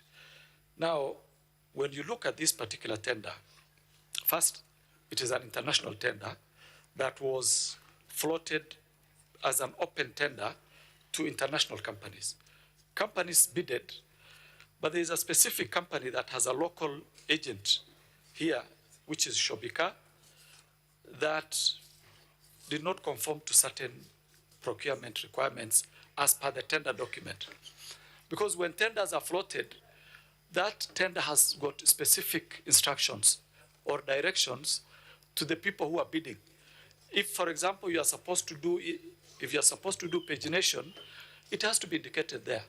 If you have to do, for example, in ink, it has to be there. So anything that goes outside what was provided for in the tender document is actually considered as irregular. And of course, the disqualification should apply. So this one, it was a tender that was badly handled, and I wouldn't want to indicate why it was handled that way, but from the look of it, there must have been some pressure somewhere. That is my own view as an investigator, because when you see procurement officers deliberately going out of the requirements, because they know the law, there are only two conclusions that you can make. One, they were bribed. Two, there was an influence that was coming from other quarters. Mainly, those are the two reasons from our experience. So that is my conclusion. I wouldn't want to delve into the conclusion of Dr. Mulwa, because he gave evidence before this House, Honorable House, and his evidence is there. Now, the issue of Terry Ramadan and her status, I think ours was, and whether we actually received feedback. As seen in our documents, we did a letter to on Terry Ramadan. Let me refer to the documents.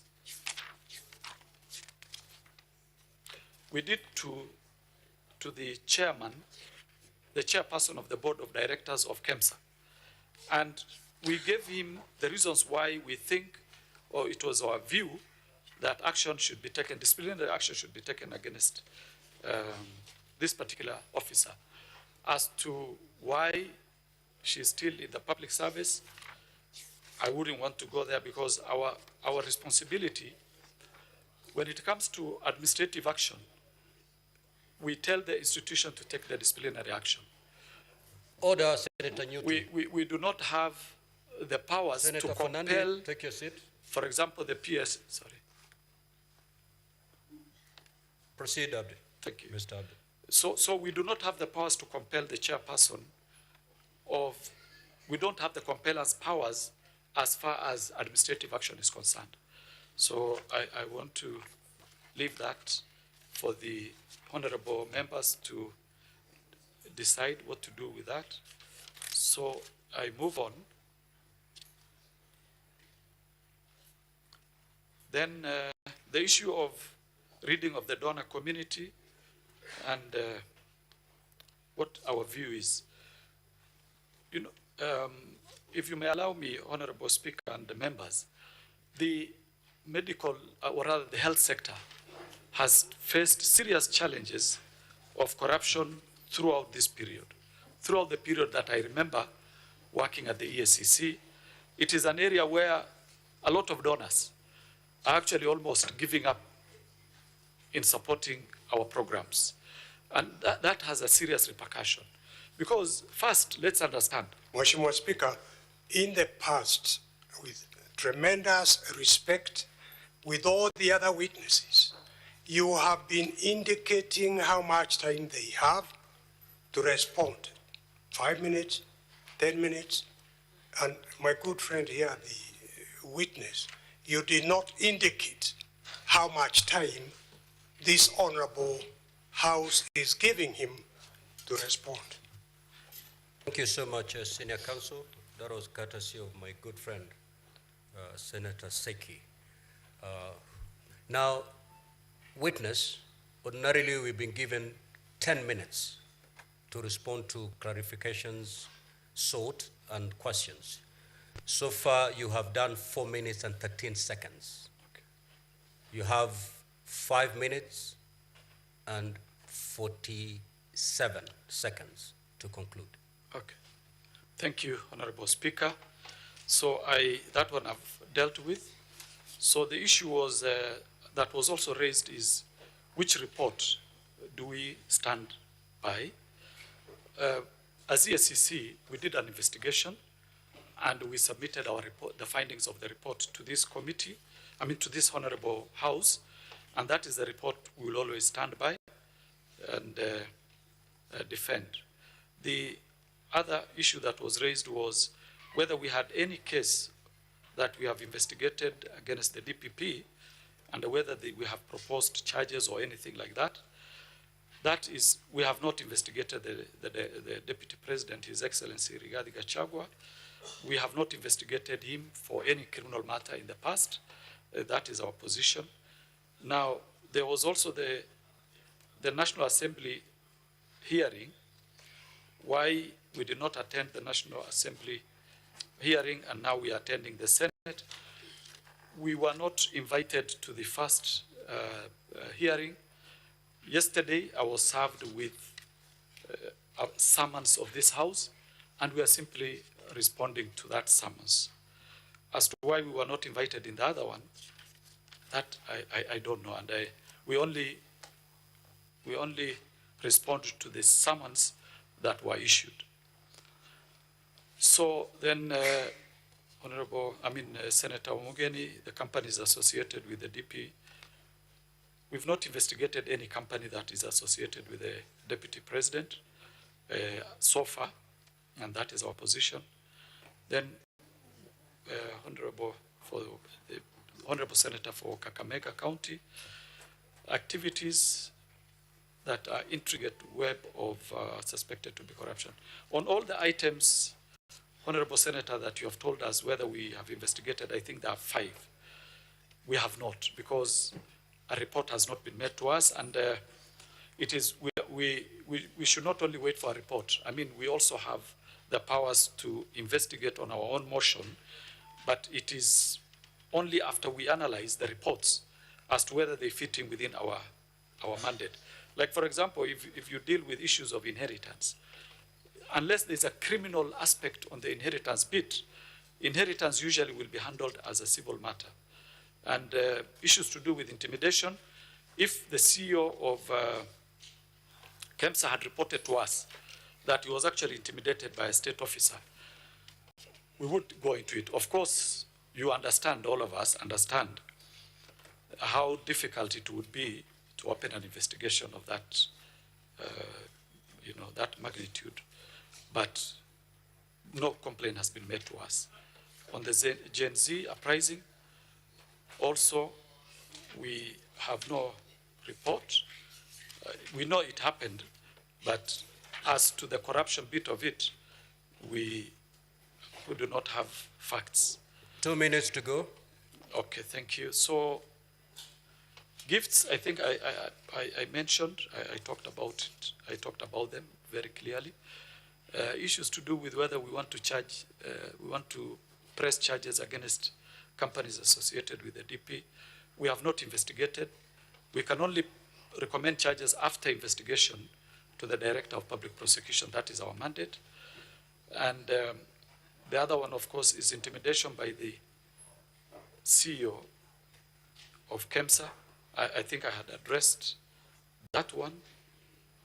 Then finally is whether we want to prefer more charges or more sanctions against the persons involved and on this matter, especially on criminal culpability. That the issue of criminal culpability is still open, and we will be inviting some people probably in the near future. But as of now, we dealt with the issues of administrative action against the individuals involved. Thank you, Honorable Speaker. If I may have not addressed 1 or 2 questions, it's very well. Now we move to the second round.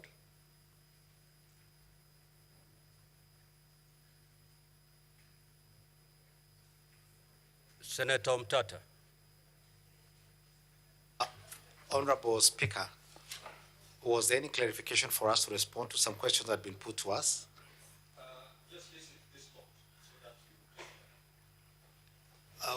Sugar is running a bit low.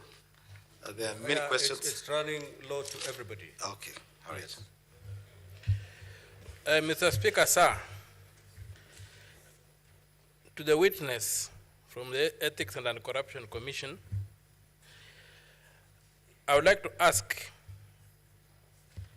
whether the Kenya Kwanza coalition document is unconstitutional and therefore null and void to the extent that its formula for sharing executive power violates Articles 10, 27, 129, 130, and 131 of the Constitution. Number two, if that's the case, who is to blame for approving the unconstitutional coalition agreement that resulted in forming a government? Number three, can you point this Senate to any hard evidence of criminal conduct which you have unearthed in your investigations against the Deputy President? And can you distinguish whether there's a circumstance where the Deputy President, or even me as a senator, can walk into a place and be given a gift that I don't have to declare, irrespective of the amount of the gift? Because I engage officially and privately. So is there a situation whereby I can be given a gift of whatever magnitude that I don't have to declare? Thank you. Senator Chute.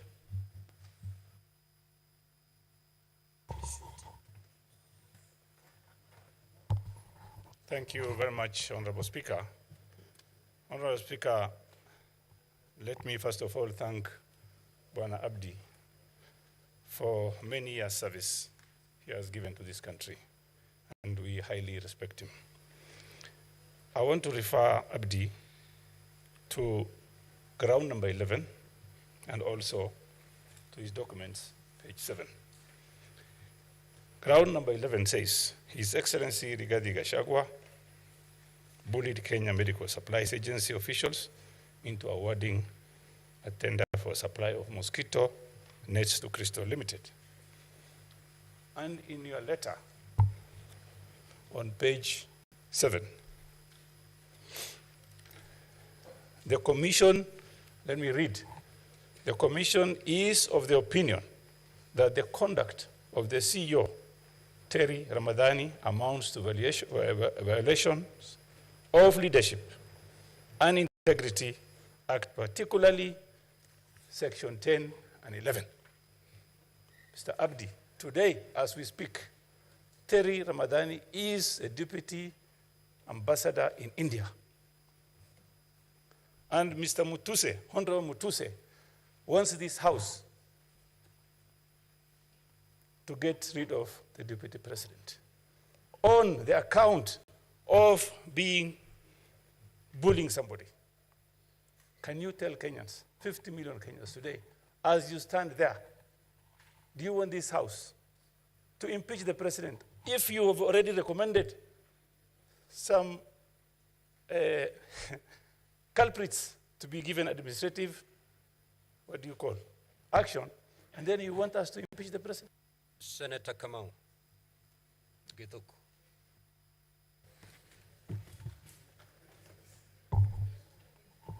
Thank you very much, Honorable Speaker. Honorable Speaker, I want to ask a question to the Deputy Chief Executive Officer. In the course of your investigation, is there anywhere that you have identified that the Deputy President of the Republic of Kenya, who you want impeached, influenced any tender award? Thank you, Honorable Speaker. And the senator was elected by the people of Kajiado, Senator Sek.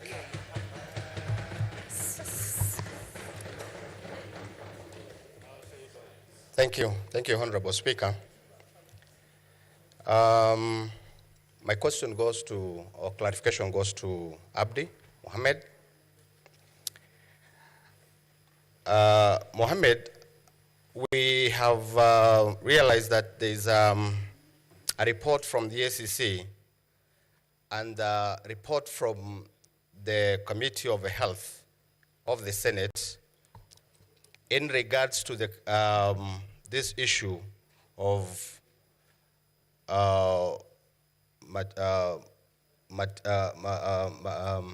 mosquito nets. I want to confirm that the contract was cancelled and the funds were not lost. I want you to demonstrate the role of this agent by the name Crystal Kenya Limited in relations to the Deputy President's office and more so regarding Gachagua. Thank you very much.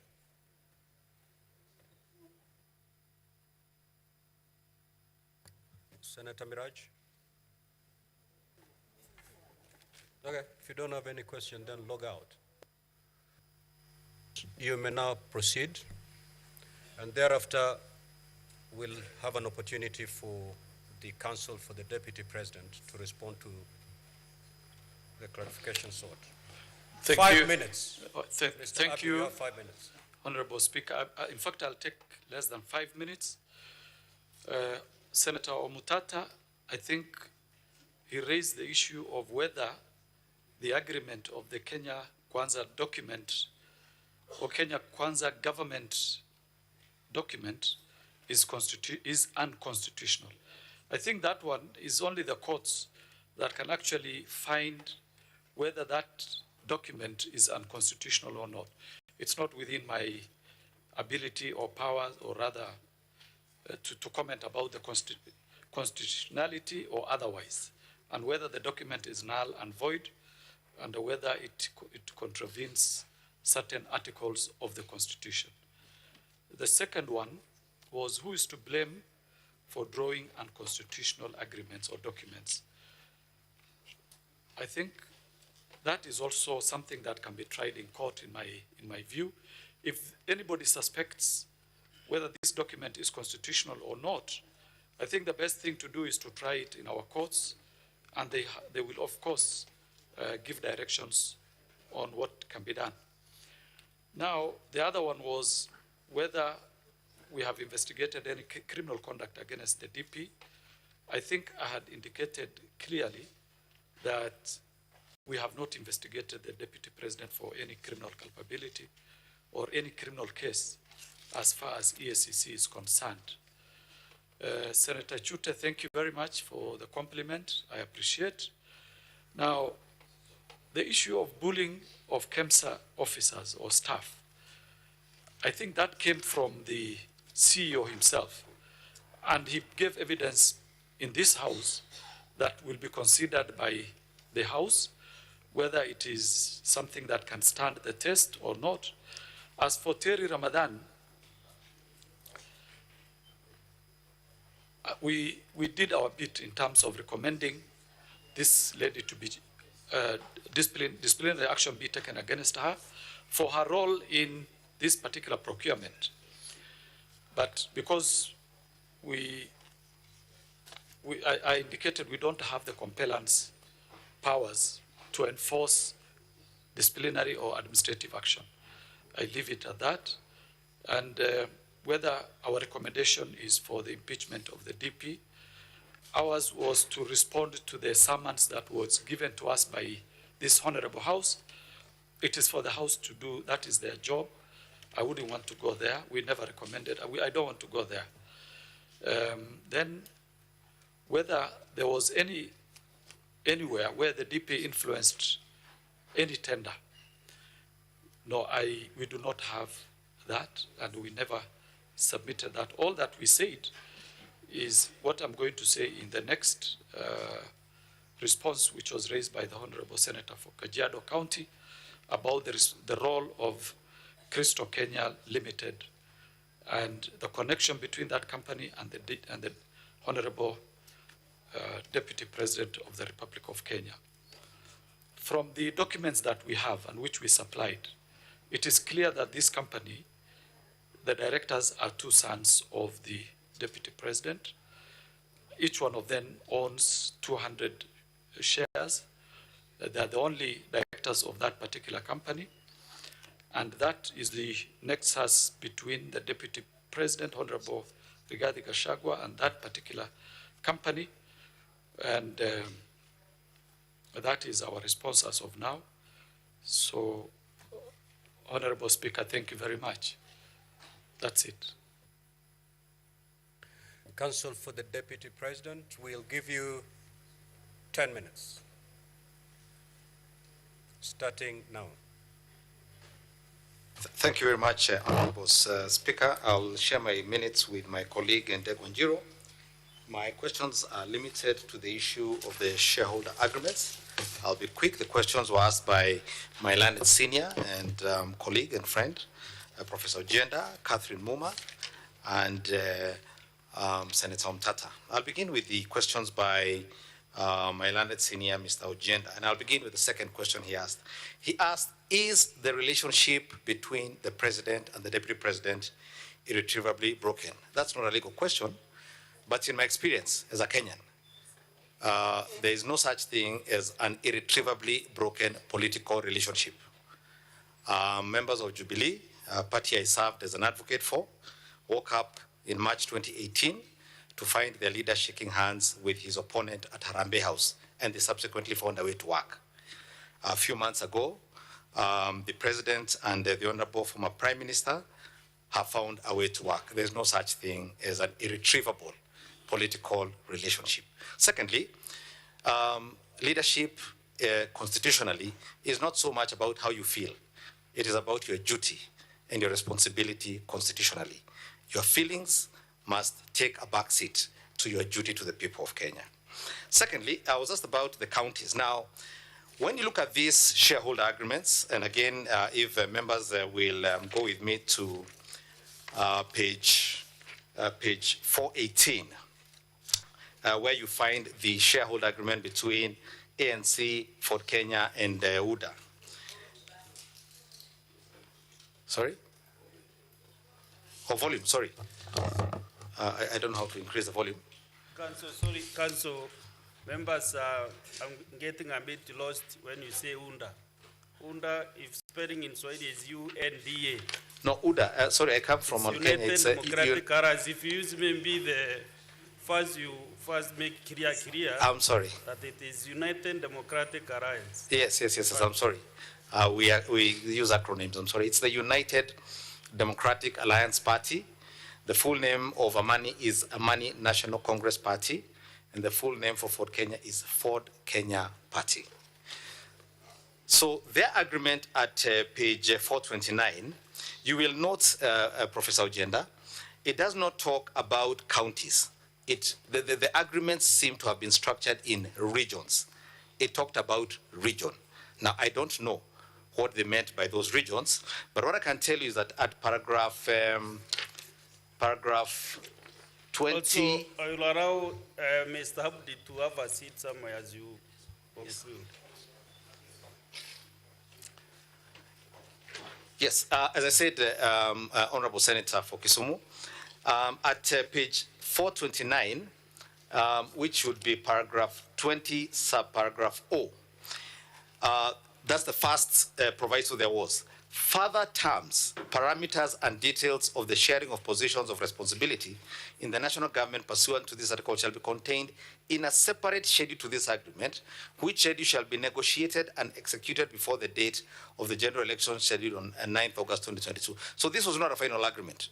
My understanding is that there were further schedules. I don't know what those schedules said. They are not available at the register of political parties.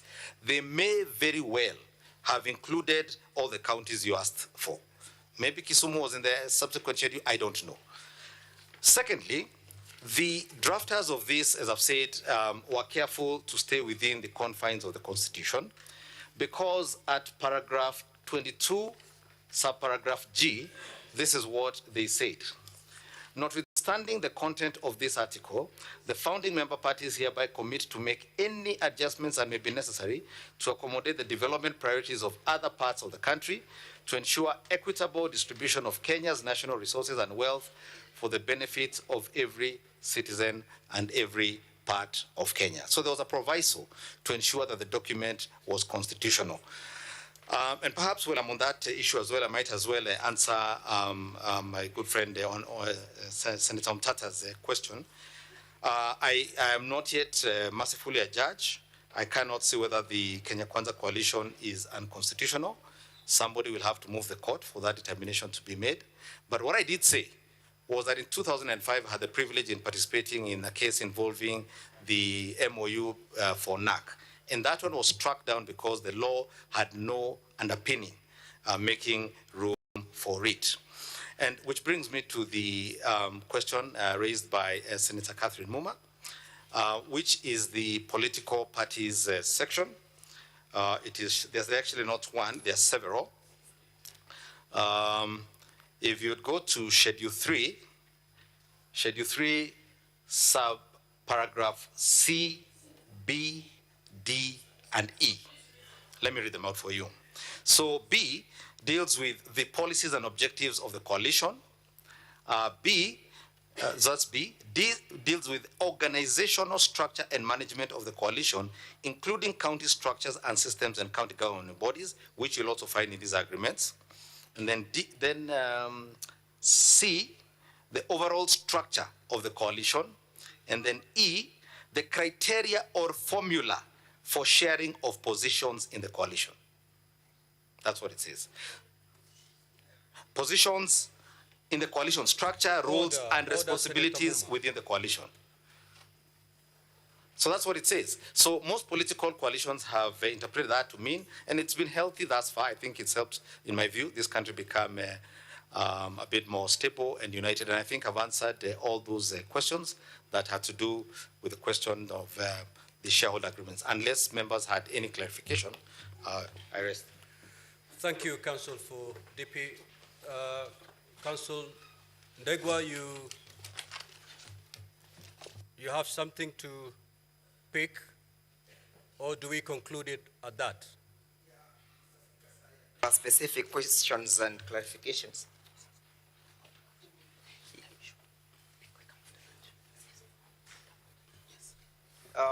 Noting at the mood of the House, perhaps I can indulge the House. I respond the same after lunchtime. No. After lunch, we are going straight to your main witness. Very well, Mr. Speaker, sir. So what we can do, Council Ndegwa, allow me to invoke Standing Order 34.2A for the convenience of the House to add 5 minutes. So the House will rise at 1:05 instead of 1. I am well guided by your wisdom. Yeah, Mr. Speaker, sir, there were 2 questions for the National Assembly side to respond. Okay, 2 questions. then let's do this. Let's do this. Instead of the House rising at 1:05, we will rise at 1:15. So, Council Ndegwa, you'll take your 5 minutes, and then the rest shall be given to the Council for the National Assembly. I am well guided, Mr. Speaker, sir, the witness is asking if he can leave the Absolutely. He's discharged. Thank you very kindly, Mr. Speaker, sir. I was asked to clarify by Senator Joyce Carrill why I am dealing with the report from the Senate and what am I driving at. The report to the Senate is intended to indicate that none of the participants in that tendering process ever benefited from that particular process. All the 17 companies, none of them benefited, and that as a result or as a consequence of the failure to proceed to the next levels, the country did not lose even a single cent. A question was put to me why I am looking at the submissions by various parties and not going to the observations and the recommendations by the Senate. And just like a skillful legal surgeon, I have been able to point out various findings, submissions, for example, the submissions finding themselves at page 222, paragraph 107 and 106, 107 and 109 find themselves at the recommendation, at the observation of the Senate at page 271. So there is serious correlation between my findings as submitted by various parties who appeared before the Senate and the observations made by the Senate. So I dealt largely on what the Senate found as opposed to what the Senate had during the proceedings. Number two, Mr. Speaker, sir, clarification was sought as to why the bid failed. And although that will be dealt with at length, permit me to draw the attention of the Assembly to page 108 of the volume 3 of the Deputy President's Body of Documents. You'll find a letter from KEMSA dated the 5th May 2023, being a notification to Shobika Impex Private Limited. And it reads, the reference is made to the above tender and advised that the tender was unsuccessful due to the following reasons. 1, tender security was not paginated. Number 2, please plan to collect your bid security from the procurement office immediately. It may be of interest to note the date when this letter is being generated is the 5th of May. It will also be of interest to note when the alleged bullying and intimidation occurred. This letter precedes the alleged bullying, alleged intimidation. Number 2, Mr. Speaker, sir, this letter is voluntarily being issued and being generated by KEMSA themselves at their own intuition, as opposed to being triggered by any external officer, in this case, the person of the Deputy President. In their own volition, KEMSA triggers and invites Shobika to come and collect their bids, and on witness, Mr. Speaker, sir, the witness confirmed that this is always the end of a failed bid. Finally, Mr. Speaker, sir, permit me to draw the attention of the Assembly to the matter in issue. That is at page 36 of the volume 1 of the impeachment motion. The matter in issue that is subject for interrogation, Mr. Speaker, 45 seconds.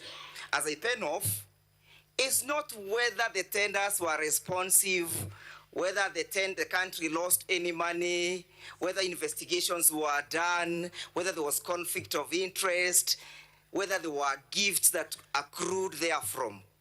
The question in issue is, did the person of the Deputy President bully the officer? Was there evidence? So let us not lose ground or focus on the ground on the matter in issue, so that we focus and we put the train on rail. Thank you, Mr. Speaker, sir. Counsel for the National Assembly, take us to the rise of the House. Mr. Speaker, sir, how many minutes? 10?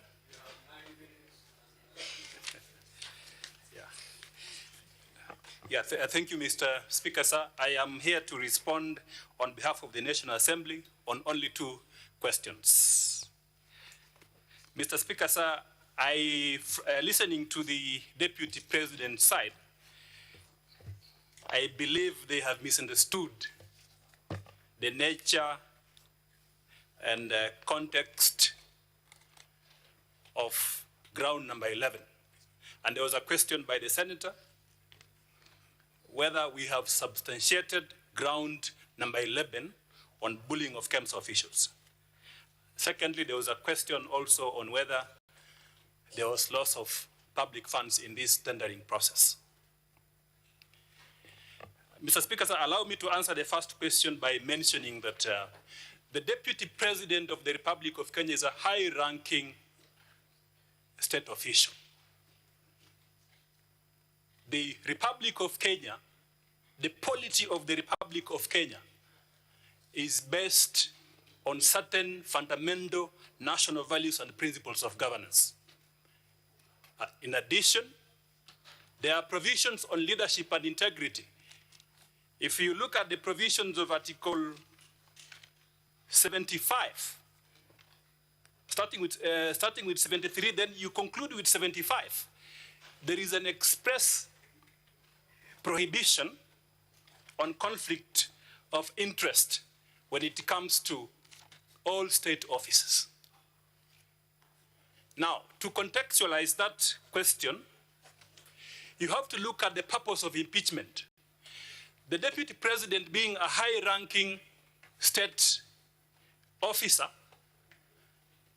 means that there is a constitutional process for bringing him into account to question his conduct. And that is why you have this process of impeachment. Impeachment is about political responsibility. It's about governance. Impeachment is not about criminal culpability. It's not about gathering evidence for purpose of taking him to court. It's about bringing him to account on what he has done from a political standpoint, and that issue of the distinction of criminal processes from impeachment has been clarified by the Supreme Court of Kenya. The Supreme Court of Kenya, in the case of Mike Sonko, was expressed clear and unequivocal that impeachment is about those values, ethos in Article 10 and the provisions of leadership and integrity in Chapter 6. Now, if you look at the way ground number 11 has been coached, ground number 11, Mr. Speaker, sir, ground number 11 talks about gross misconduct.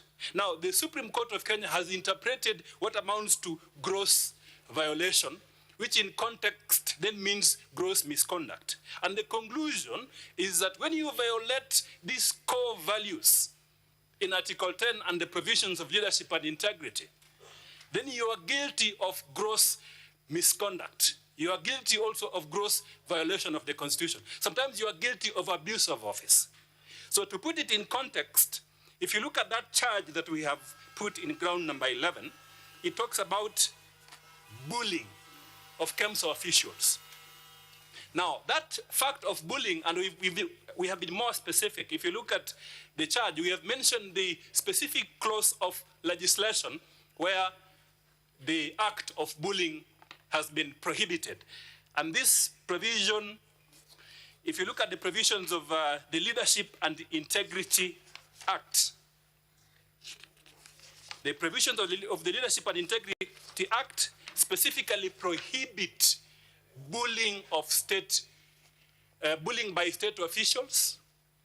And in that context, then you can see that in terms of the allegation that we are making and the evidence which has been submitted before this House, especially that call which was made by the Deputy President. The call was made by the Deputy President to a KEMSA official. Why would the Deputy President be pushing the interests of a commercial, the commercial interests of a private company?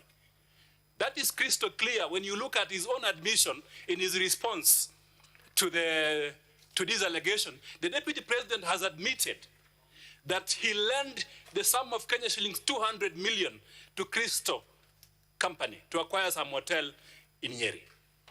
This is the same company which the Deputy President is making a call to KEMSA to consider. And a senior KEMSA official, in this case the managing director, goes to EACC in a tender process. Mr. Speaker, I was just wondering which clarification my learned colleague is responding to, because the time for submission is in the evening. Yes, Counsel from the National Assembly. Yes, Mr. Speaker, so I'm just concluding that it's an impeachable offense to make the link. Very well, now conclude. Yes, so, Mr. Speaker, sir, if you look at then the evidence which has been submitted by Dr. Mulwa, that he received a call from the deputy president, who is a high-ranking state official, to go to EACC, and then he went to EACC to collect evidence, which EACC had gathered for purposes of submitting that tender to the deputy president or his conduct, in this case, his son. Then what we are saying is that that act by the deputy president then constitutes a violation of the provisions of the Leadership and Integrity Act, specifically Section 34 of the Leadership and Integrity Act, and that amounts to bullying. And to that extent, we are submitting that charge has indeed been substantiated in all its four corners. On the second question, and here again, it appears there is a misnomer. To prove an economic crime, you don't need to prove that there was loss of funds. An economic crime in this case occurs when a sitting deputy president, in a tendering process, he makes a call which the recipient then interprets in a different way, perhaps to influence the tendering process, or perhaps to for certain decisions to be made in favor of that person. And the person who is making the call is a sitting deputy president. That is why then the provisions of the Constitution prohibit conflict of interest. If you may, I think my learned friend has enjoyed a lot of latitude in respect to responding to issues that were not sought for clarification. I was taking note of all the issues that were sought. And the issue that Council is responding to are not among those that were sought. And if they were, then you need to indicate from which particular senator did seek that. Council for National Assembly, reserve other matters for submission. Yeah, Mr. Speaker, so I'm responding to the question of whether there was loss of funds. That was not sought for clarification. It was sought by a senator. And, it was sought. It was sought. It was sought. Yeah. 1 minute. Yeah. So, Mr. Speaker, sir, in this case, evidence has been led.